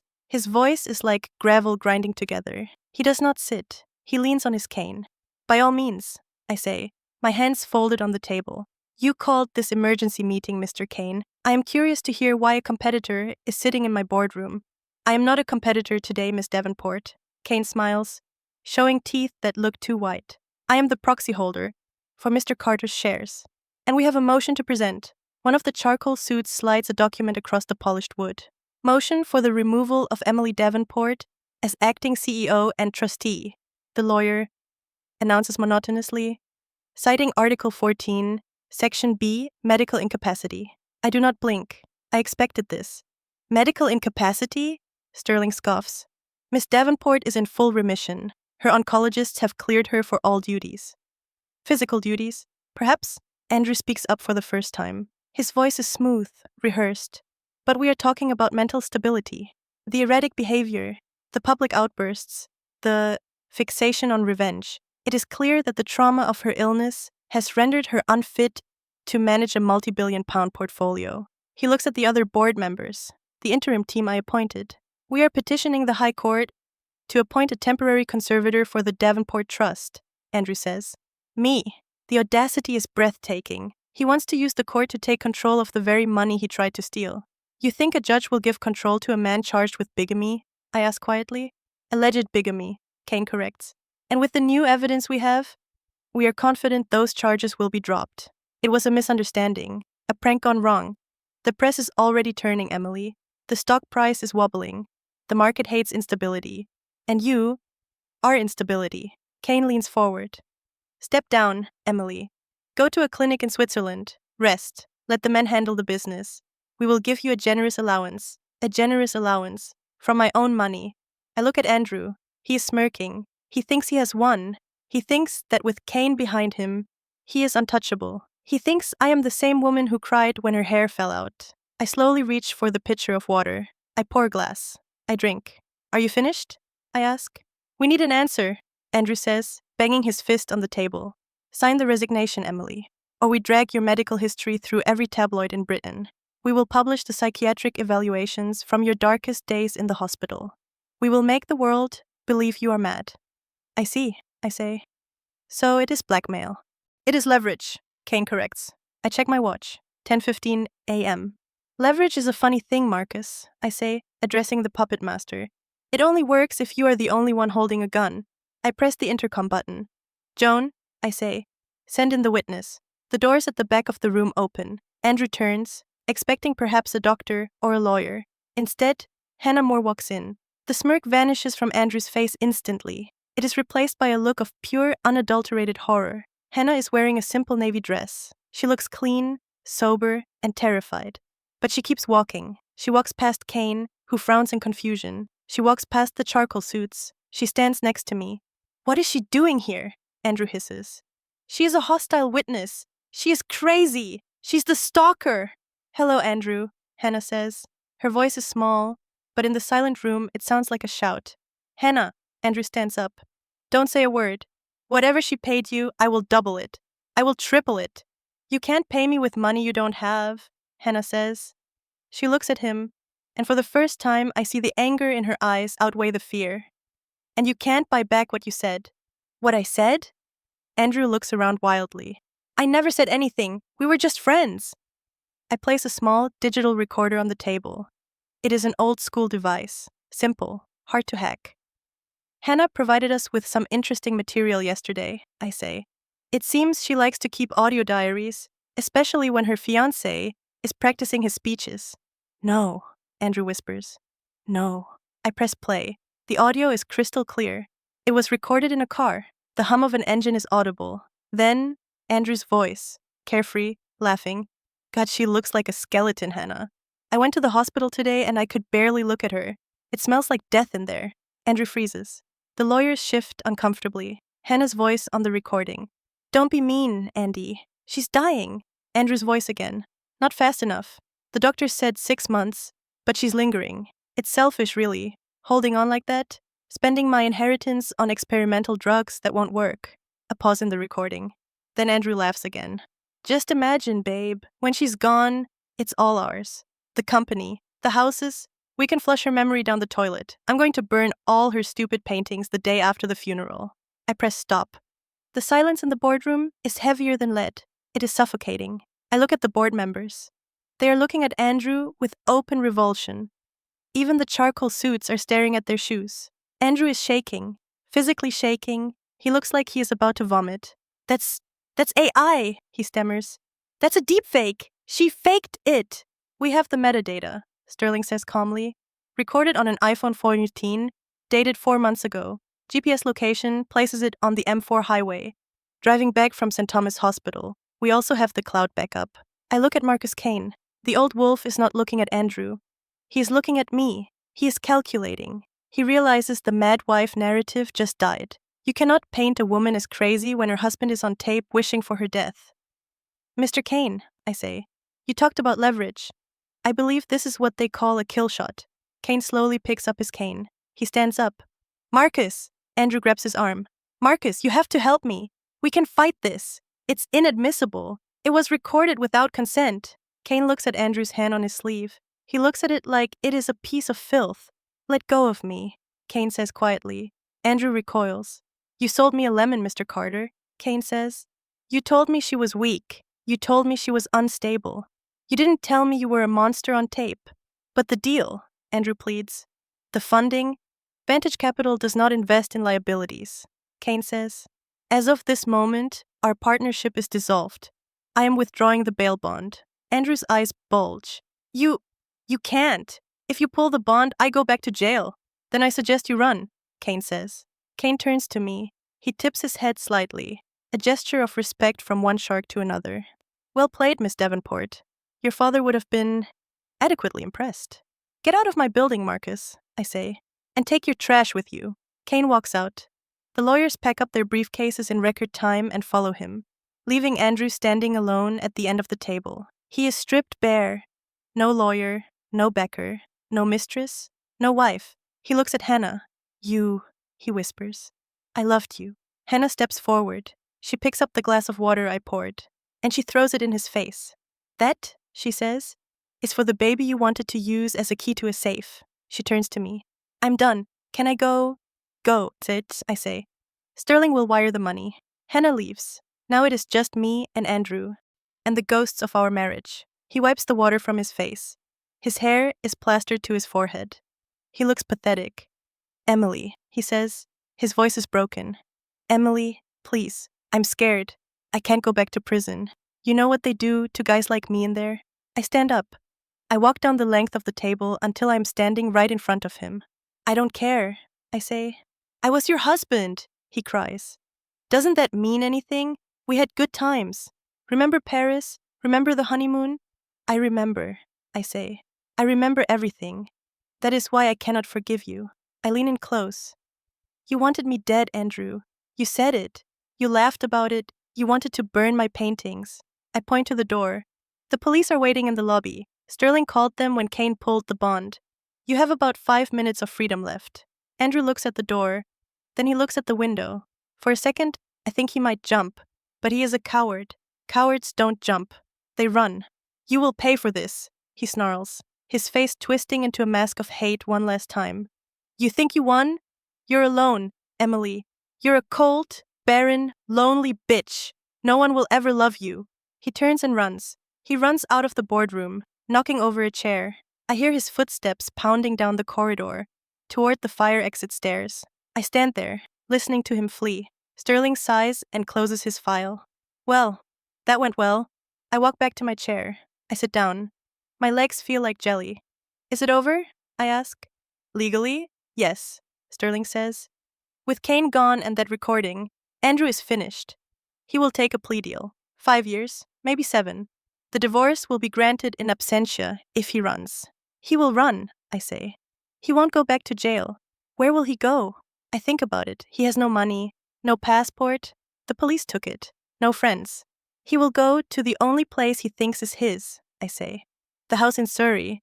He thinks he can hide there. He doesn't know Elizabeth is being evicted today. I stand up. I'm going there, I say. Emily, no, Sterling warns. Let the police handle it. He is dangerous. He is desperate. I have to finish it, Sterling, I say. He is in my house. I want to be the one to close the door. Take security, Sterling insists. I will. I walk out of the boardroom. The storm outside has finally broken. Rain is lashing against the windows. The drive to Surrey is a blur of rain and gray highway. My phone buzzes. It is a news alert. Breaking. Andrew Carter flees Davenport HQ. Police in pursuit. Manhunt underway. He is running. A rat in a maze. We arrive at the Oaks. The moving trucks are there. Large vans marked Royal Movers. Men are carrying out furniture, sofas, tables, boxes of clothes. It is a scene of chaotic dismantling. The life Andrew built is being boxed up and shipped away. I step out of the car. My security detail, 2 large men, flank me. Stay here, I tell them at the front steps. But keep the radio on. I walk into the house. It is hollow. The paintings are gone, leaving pale squares on the wallpaper. The rugs are rolled up. Elizabeth? I call out. No answer. She probably left hours ago, clutching her pearls, fleeing the shame. I walk through the empty hallway to the library. This was Andrew's favorite room. He liked to sit here with a brandy and pretend he was a lord. The door is closed. I push it open. He is there. Andrew is sitting on the floor, his back against the empty bookshelves. He is soaking wet.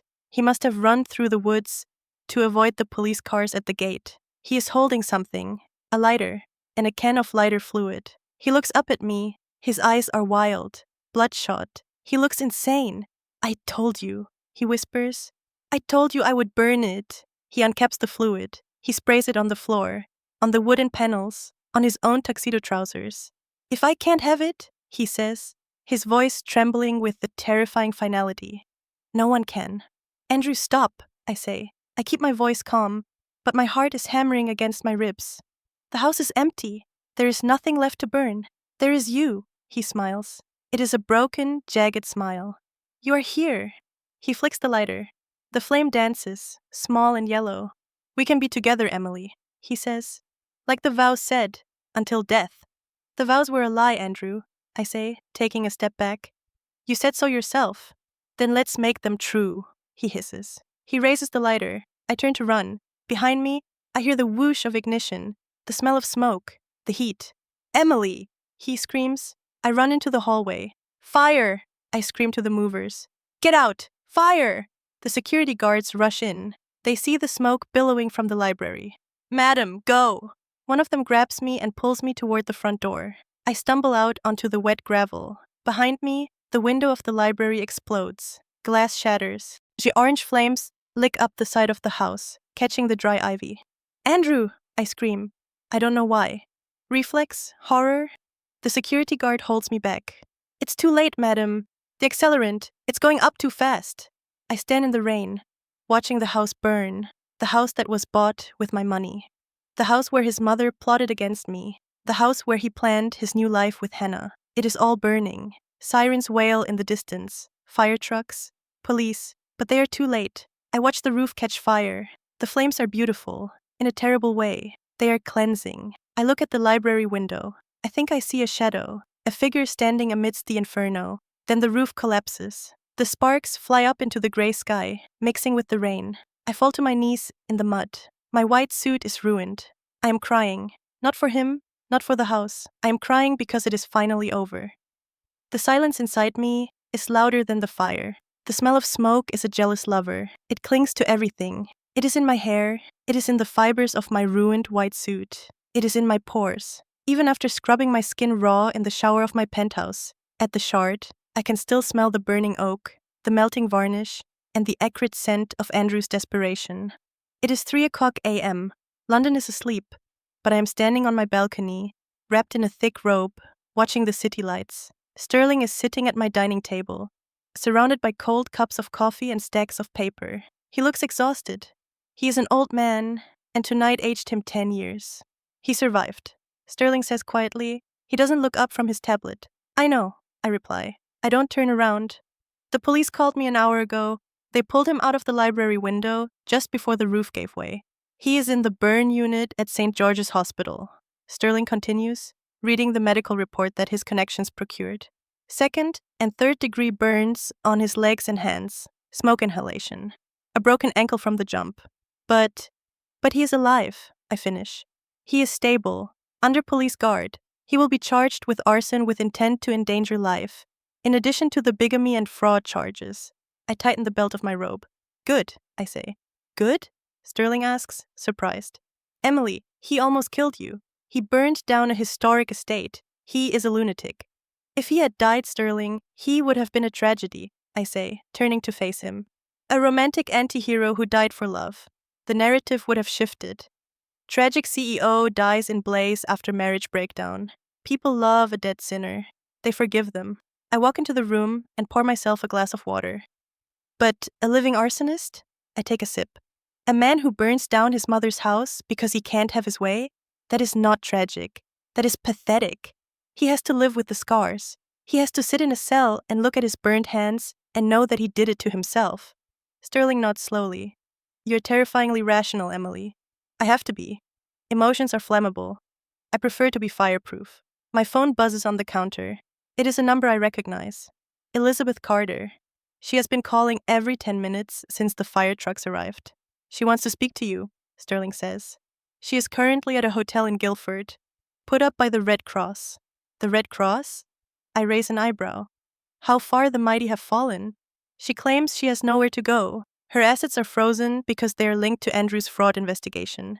The house is a pile of ash. She is demanding to know about the insurance payout. I smile. It is a cold, sharp smile. Let's go see her, I say. Now? It's 3 a.m. She won't be sleeping, I say. And neither will I. The hotel in Guildford is a budget chain near the highway. Neon lights buzz overhead.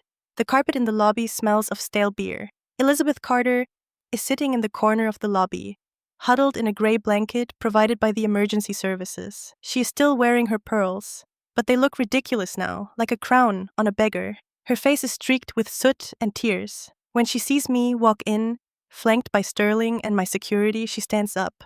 Her eyes are full of venom. You! She screams, pointing a trembling finger. You did this! You drove him to it! She rushes at me. My security guard steps forward, blocking her path effortlessly. She bounces off his chest like a frail bird. My house! She wails, collapsing back onto the sofa. My beautiful house! Everything I owned, my antiques, my memories, all gone. It wasn't your house, Elizabeth, I say calmly, standing over her. It was the bank's house, and your son burned it down. He was out of his mind, she defends him, sobbing. He was under pressure. You pushed him. You took his company. You took his wife. What did you expect him to do? I expected him to act like a man, I say, and not a child throwing a tantrum with a lighter. The insurance. She looks up, wiping her nose. Her greed is the only thing stronger than her grief. The policy is in Andrew's name, but I am the beneficiary of the contents. It was insured for £5 million. When do I get the check? I look at Sterling. Sterling steps forward, adjusting his glasses. Mrs. Carter, Sterling says, in his professional solicitor voice, I am afraid there will be no check. What? Elizabeth freezes. Don't be ridiculous. It was an accident, a tragedy. It was arson, Sterling corrects her. Committed by the policyholder. Andrew Carter set the fire. We have witnesses. We have his own admission to Miss Davenport before he lit the flame. And the police forensic report confirms the use of accelerant. Sterling pulls a document from his briefcase. Standard Home Insurance Policy, Section 4, Clause C.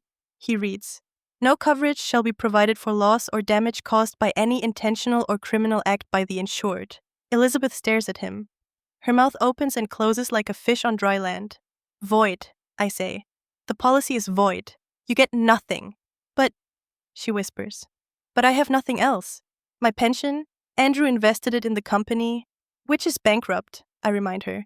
My jewelry was in the safe in the library, I say. Likely melted into a lump of gold and coal by now. She looks around the cheap lobby. She looks at the vending machine. She looks at the dirty carpet. The reality of her situation is crashing down on her. She is 70 years old. She is homeless. She is penniless. And her son is a criminal. Emily, she says, her voice changing. It becomes soft, wheedling. The voice she used to use when she wanted me to sign a check. Emily, dear, we are family. You can't leave me here. I am your mother-in-law. Technically, I say, but not for long. Please, she reaches for my hand. Her hands are cold and clammy. I know I made mistakes. I know I wrote those letters. But I was protecting my son. A mother does what she has to do. You will understand one day, when you have children. I pull my hand away, as if I have been burned. I won't have children, Elizabeth, I say, my voice turning to ice. Because your son and his mistress made sure I was too stressed to heal properly. Or did you forget that part? She flinches. I'm not cruel, I say. I reach into my purse. I pull out a checkbook. Elizabeth's eyes light up.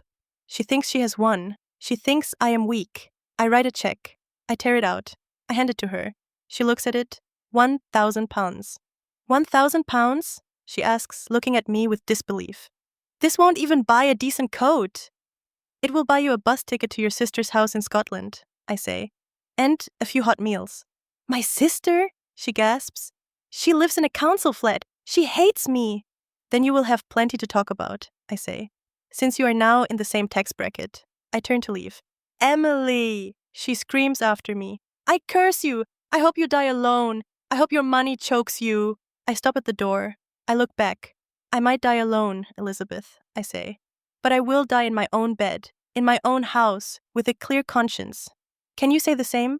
I walk out into the night. Did that feel good? Sterling asks as we get into the car. No, I say honestly. It felt necessary, like cutting off a gangrenous limb.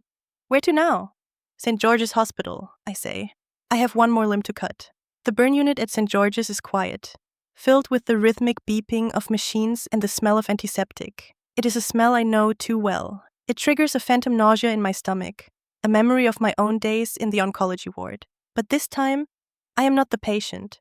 I am the visitor. 2 police officers are stationed outside room 304. They recognize me. Miss Davenport, one officer nods. He is awake. He has been asking for a lawyer, and for you. Is he restrained? Handcuffed to the bed rail. He isn't going anywhere. I push the door open.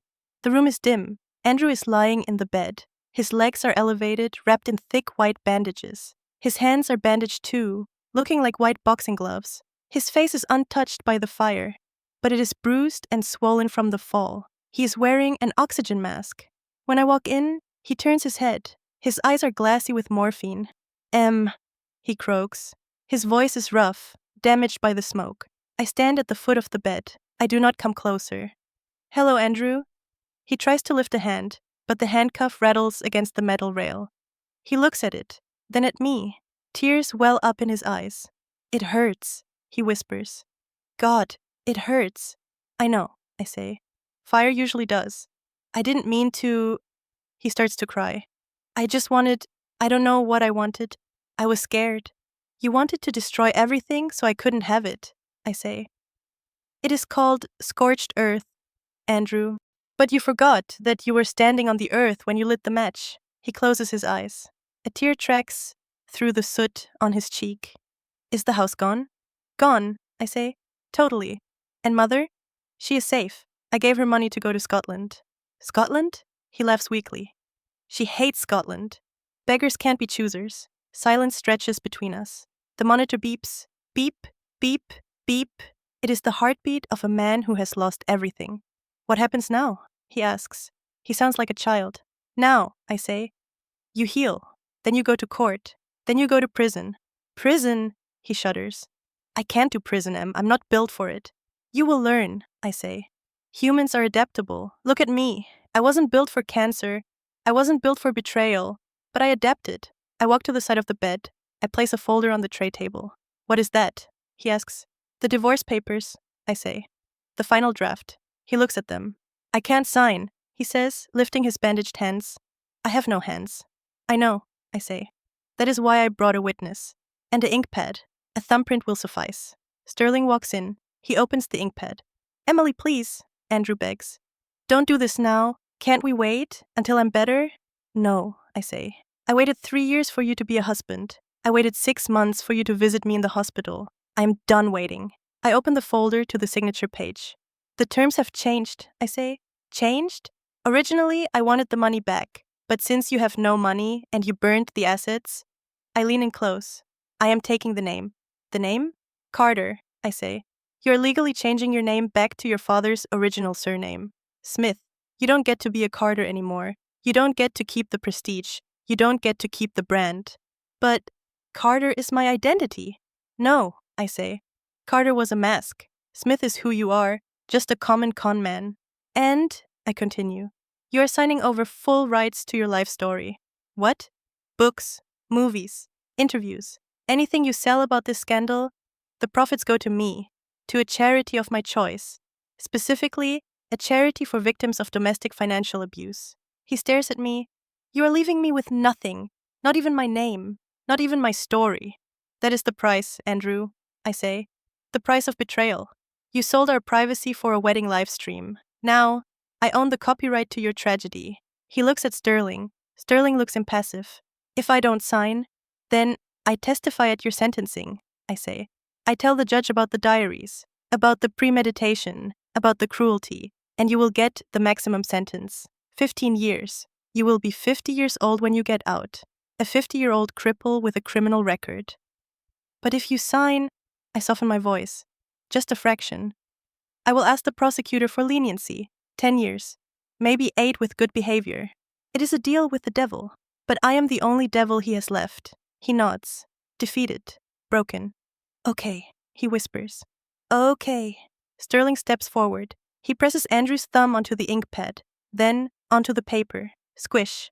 A red thumbprint. Like blood. Done. Sterling says. Decree absolute will be filed tomorrow. I look at the print.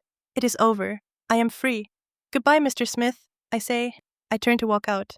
Emily, he calls out. I stop. Did you ever love me? He asks. The question hangs in the air, pathetic and desperate. I look back at him, lying in the bed, ruined. I think about the man I married, the charm, the laughter, the promise. I loved the man I thought you were, I say honestly.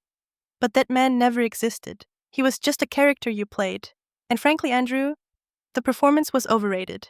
I walk out of the room. The door closes with a soft click. I lean against the wall in the corridor. I take a deep breath. The air in the hallway is cool. Are you okay? Sterling asks. I look at my hands. They are shaking. But then, slowly, they stop. I feel a weight lifting off my shoulders. A weight I have carried for 3 years. The weight of being the good wife, the patient, the victim. It is all gone.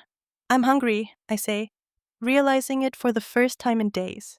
Hungry? Sterling laughs. It's 4 a.m. Everything is closed. There is a 24-hour diner near London Bridge, I say. They make terrible pancakes. I used to go there with my father when we closed a big deal. Pancakes it is, Sterling says. We walk down the hospital corridor. My phone buzzes again. It is a text from Hannah. I saw the news about the fire. Is he... I type back. He is alive. He is alone. It is done. I put the phone away. I walk out of the hospital doors. The rain has stopped. The sky is beginning to lighten in the east. A pale, grey dawn over London. I step onto the pavement. I take a deep breath of the morning air. It smells of rain. It smells of wet concrete. And for the first time in a long time, it smells of freedom. 8 months. It is strange how time behaves after a trauma. Sometimes it drags. Each second, a jagged stone in your shoe. And sometimes it blurs. Weeks dissolving into months like sugar in hot tea. London has moved on. The scandal of the wedding wreath has faded from the headlines, replaced by a political corruption case and a royal baby. The hashtag #Wreath of Truth is no longer trending. The burnt shell of the Surrey estate has been bulldozed. The land sold to a developer who plans to build eco-friendly luxury flats. The world forgets. But I remember. I am standing in the Old Bailey, the Central Criminal Court of England. The air here is heavy, with centuries of judgment. The wood paneling is dark, the atmosphere hushed. I am not in the dock. I am in the gallery. Down below, a man stands. He is wearing a grey prison tracksuit. His hair, once thick and perfectly styled with expensive gel, is thinning and grey at the temples. He has a limp, a permanent reminder of the jump from the library window. His hands are scarred, the skin tight and shiny where the burns healed. Andrew Smith, the judge says. He does not call him Carter. That name is gone. You have pleaded guilty to charges of arson, fraud, and bigamy. Andrew does not look up. He stares at his shoes. Cheap canvas shoes, not the Italian leather he used to worship. Your actions were driven by greed, malice, and a disregard for human life, the judge continues. You destroyed a historic property. You defrauded your wife. You manipulated the legal system. I watch him.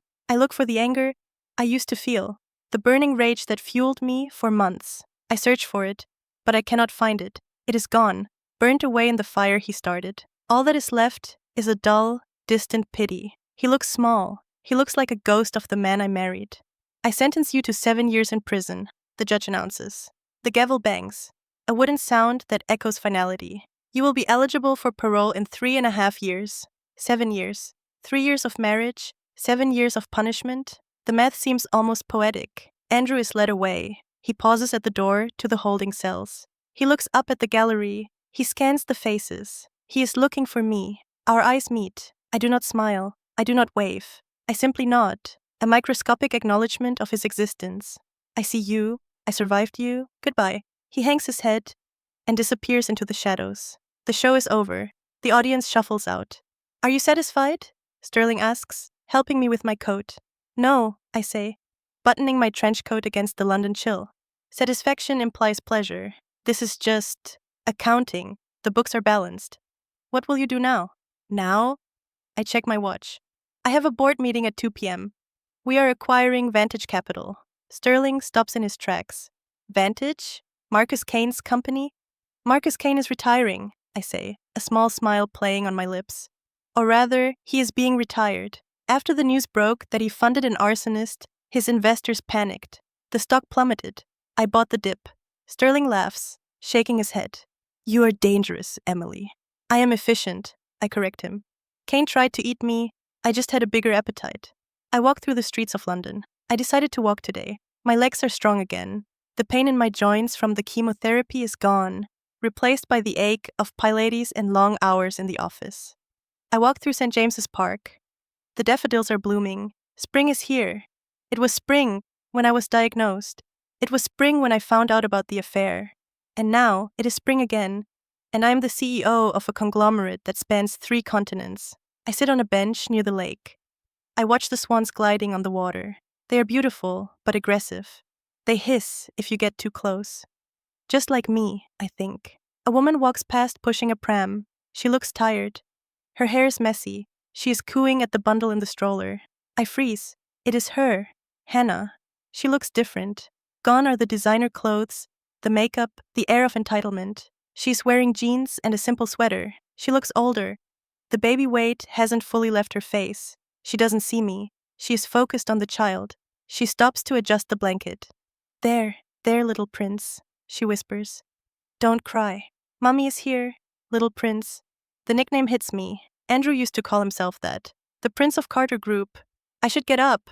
I should walk away. I have won. She is defeated. She testified against Andrew, took her payout, and disappeared.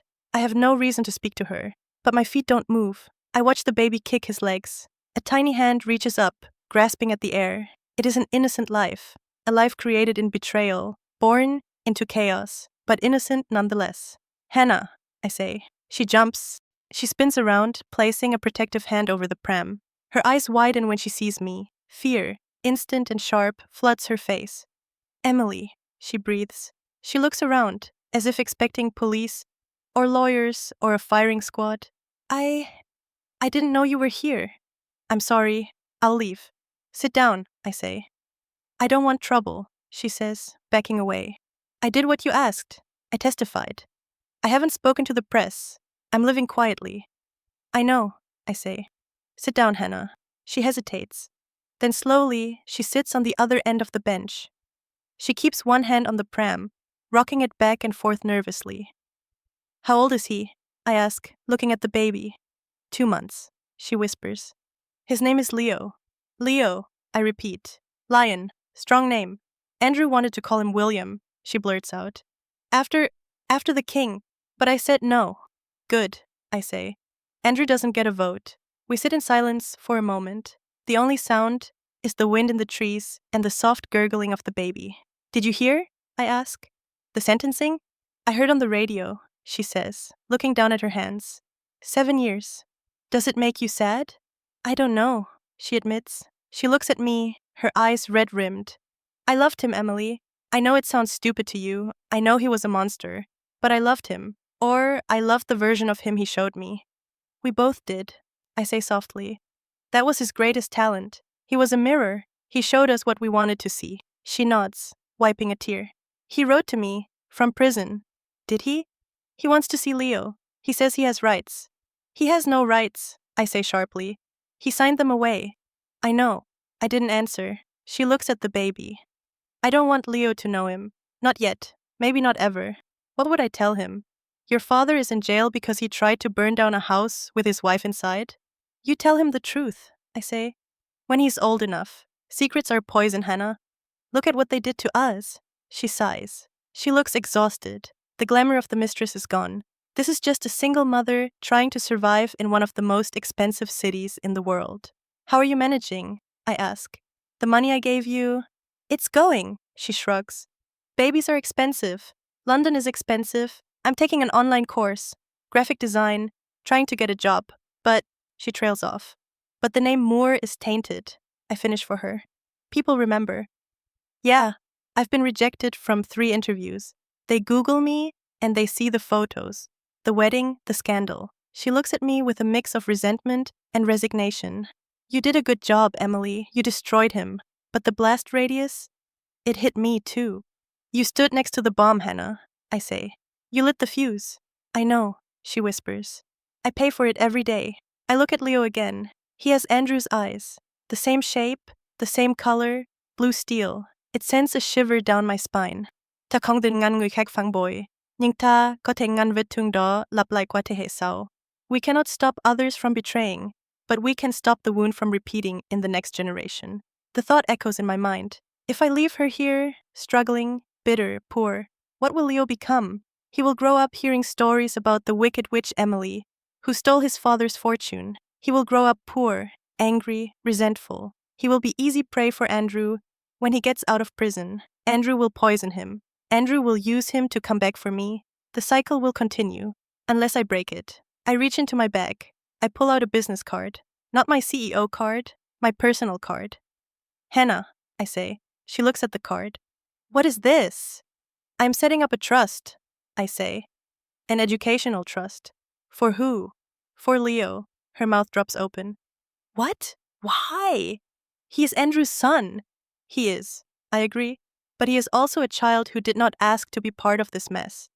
I don't want him to pay for his father's sins, and I certainly don't want him to grow up to be his father. I lean closer. Here's the deal. The trust will pay for his education. Private school, university, whatever he needs. It will also provide a monthly stipend for you, to ensure he has a stable home. She stares at me, stunned. You would do that? After everything I did to you? There are conditions, I say, my voice hardening. What conditions? 1. Andrew never touches a penny of this money. 2. You raise him away from London, move to the Cotswolds, or Devon, give him a normal life. 3. You never poison him with hate. You tell him his father made mistakes, and paid for them. You don't make him a victim. I look her in the eye. I am not doing this for you, Hannah. I'm doing it because the world has enough Andrew Carters. I want to make sure Leo has a chance to be someone else. She looks at the card, then at Leo. She touches the baby's cheek. You are saving us, she whispers. Why? Because I can, I say. And because revenge is about the past. This is about the future. She takes the card. Her hand is shaking. Thank you, she chokes out. Emily, I don't know what to say. Don't say anything, I say, standing up. Just raise him well. Raise a man who knows the value of loyalty. Raise a man who knows that a woman is not a bank account. I button my coat. If you need me, call Sterling. He manages the trust. Emily, she calls out as I turn to leave. Yes? He has your eyes too, she lies. In a certain light. I smile. It is a sad smile, but it is genuine. No, Hannah. He has his own eyes. Let him use them to see the world clearly. I walk away. I leave them on the bench. The mother and the child, the mistress and the heir. I walk back toward the city. The skyscrapers of the financial district rise in the distance, gleaming towers of glass and ambition. I feel lighter. I didn't just defeat my enemy. I disarmed his future. I arrive back at Davenport Tower. The lobby is bustling. People nod respectfully as I pass. Good afternoon, Miss Davenport. Hello, Miss Davenport. I take the elevator to the top floor. My office has been renovated. The dark wood and leather that Andrew loved are gone. It is now light, airy, open. White marble, pale oak, lots of plants. It breathes. Sterling is waiting for me. How was the walk? He asks. Expensive, I say. I just set up a trust fund for Andrew's son. Sterling drops his pen. You did what? I'm investing in risk management, I say, sitting at my desk. Think of it as an insurance policy against future headaches. Sterling shakes his head, smiling. You are impossible, Emily. I am a Davenport, I correct him. We build things. We don't just destroy. I look at the schedule on my tablet. 2:00 p.m. Acquisition meeting, Vantage Capital. 4:00 p.m. Review of Q3 Charity Gala. 6:00 p.m. Dinner with... I pause. The slot for 6:00 p.m. is empty. For 3 years, my evenings were filled with waiting for Andrew, or working to fix Andrew's mistakes, or plotting Andrew's downfall. Now, the slot is empty. It is terrifying, and it is exhilarating. Sterling, I say. Yes? Cancel the dinner reservation I didn't make. Okay. I'm going to the art gallery, I say. The Lavish Modern. There is a new exhibition on abstract expressionism. I used to paint, before I got married. I remember, Sterling says softly. You were good. I was, I nod. Maybe I still am. I stand up and walk to the window. I look out over the city I conquered. The sun is setting. The sky is a blaze of orange and purple. It looks like fire, but it doesn't burn. It warms. I touch the glass. The perfect world fell, I whisper to myself. But I built a real world in its place. And this world is mine. My phone buzzes. It is a text from Elizabeth Carter. The bus to Glasgow is delayed. It's raining. I hate you. I laugh. A real, full-throated laugh. I type back. Buy an umbrella, Elizabeth. It's the only coverage you have left. I block the number. I turn back to the room. Let's go, Sterling, I say. We have a company to run, and I have a life to live. 1 year, 365 days since I rolled a funeral wreath into the Royal Lancaster Hotel. Today, the calendar notification on my phone is silent. I deleted the anniversary reminder months ago, but the body remembers. I woke up this morning with a phantom tightness in my chest, the muscle memory of an old panic attack. But I took a deep breath, drank a glass of warm lemon water, and the feeling passed. I am not in the office today. I am not in a boardroom destroying competitors. I am in a studio, not a corporate studio, an art studio. I converted the guest bedroom of my penthouse into a sanctuary of light and smell. It smells of turpentine, linseed oil, and fresh canvas. It is a messy, chaotic smell, the complete opposite of the sterile perfection of my old life. I am wearing an old, oversized shirt, splattered with cerulean blue and burnt umber. My hair is tied up in a loose bun, held together by a paintbrush. I stand before a massive canvas. It is 6 feet tall. For months, I couldn't paint. My hands were too busy signing contracts, serving subpoenas, and holding the weight of a crumbling marriage. But last week, Sterling asked me a question. You have everything back, Emily. The money, the company, the reputation. What are you still missing? I didn't answer him then, but I knew. I was missing me. The Emily who existed before Andrew. The Emily who looked at the world and saw colors, not assets. So I bought paint, and I started this. The painting is abstract. A storm of charcoal gray and furious orange, swirling around a center of calm, piercing white. I call it the wedding guest. My phone rings. It sits on a stool, buzzing against a tube of red paint. I wipe my hands on a rag and pick it up. Hello? Miss Davenport? The voice is professional, clipped. It is Governor Hayes from HMP Fort Open Prison. I pause. My heart does not race. It beats steadily. Governor, I say. Is there a problem?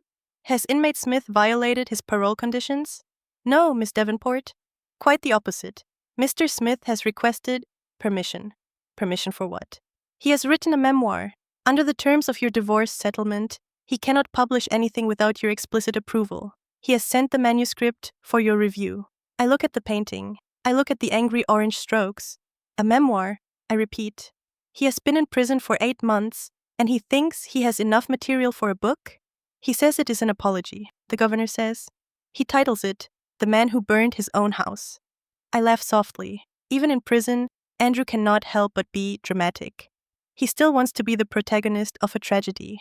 Send it to my solicitor, I say. Do you intend to read it? No, I say. Tell Mr. Sterling to check it for libel. If it is factually accurate, he can publish it. You approve? The governor sounds surprised. Most victims would want to silence him. I am not a victim, Governor, I say, dipping a brush into the white paint, and I don't care about his silence. Let him speak. Let him sell his sad little story in airport bookstores. The proceeds go to my charity anyway. I will convey the message. And Governor? Yes? Tell him I said the title is catchy, but a bit derivative. I hang up.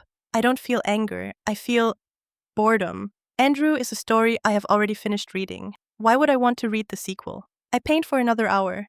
Then I need air. I get dressed. Not a suit. Jeans, a cashmere sweater, boots. I take my car, a vintage Aston Martin that belonged to my father, and I drive. I leave the concrete canyons of London behind. I drive south. I drive to Surrey. I haven't been back since the fire. The gates of the Oaks are gone, replaced by a modern, sleek entrance. A sign reads, Phoenix Park, Luxury Eco-Living and Community Gardens. I park the car. I walk through the entrance. The developer did a good job. The charred ruins of the manor house have been completely cleared. In its place is a beautiful, landscaped park. Young trees have been planted where the library used to be. A playground stands where the kitchen was. I walk along the path. I stop at the spot where Andrew jumped from the window. It is now a flower bed filled with lavender. The bees are buzzing lazily. It is peaceful. The fire took the rot, and nature took the rest. I see a bench. I sit down. I close my eyes and listen to the wind. Excuse me? I open my eyes. A young woman is standing there. She's holding a tablet. She looks like a real estate agent. Are you interested in the new units? She asks, smiling bright. We have pre-sales opening next week. I smile back. No, I say. I used to live here, a long time ago. Her eyes widen. She looks at me, trying to place my face. Wait, she says. You You are Emily Davenport. I am. She looks around nervously, as if expecting the ground to burst into flames again. Oh, I heard the stories, the fire, the scandal. It was a very loud scandal, I agree. Does it bother you? She asks, gesturing to the park. That we built over it? That we erased it? I look at the lavender. I look at the children playing on the swings in the distance. No, I say. Ruins are not meant to be worshipped. They are meant to be built over. That is how civilization survives. She nods, looking at me with a strange kind of awe. You are very strong, Miss Davenport. My mother followed your case. She said you were a warrior. Tell your mother thank you, I say. But tell her I'm not a warrior. Warriors like war. I just like peace. The agent leaves me alone. I sit there for a while longer. I think about Elizabeth. Last I heard, she was in Glasgow, working part-time in a charity shop. She sends me letters sometimes, asking for money, asking for forgiveness. I burn them unopened. Not out of hate, but because I don't want the smoke in my house anymore. I think about Hannah. Sterling tells me she is doing well in Devon. Leo is walking now. She sends photos to the trust office. I never look at them. I don't need to see the boy. I just need to know he is safe from his father. I have done my duty. I have cleaned the slate. I stand up. I walk back to the car. As I drive back to London, the sun begins to set. The sky turns a brilliant, bruised purple. I turn on the radio. A classical station. They are playing Vivaldi, Winter. I smile. Winter is beautiful. It is cold, yes, but it kills the parasites. It prepares the ground for spring. I arrive back at the Shard. The doorman opens the door. Good evening, Miss Davenport. There is a package for you. It was hand-delivered. He hands me a small, square box wrapped in brown paper. I take it upstairs. I place it on the kitchen island. I pour a glass of red wine. I cut the string. I unwrap the paper. Inside is a book. It is a first edition of The Great Gatsby, my favorite book. The book Andrew and I read to each other when we first started dating. There is a note. The handwriting is familiar.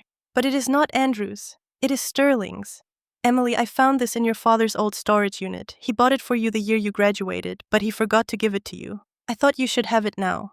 P.S. Read the inscription. I open the cover. My father's handwriting, bold, sprawling, confident. To my dearest Emily, life will try to break you. People will try to steal from you. Men will try to diminish you. Let them try. You are the architect of your own soul. If the house falls, build a castle. Love, Dad. I trace the ink. Tears prick my eyes. Real tears. Warm tears. He knew. Even back then, he knew I would face storms. And he left me the blueprint to survive. If the house falls, build a castle. I walk to the window. I look out at London. My castle of glass and light. I'm alone in this penthouse. No husband, no children.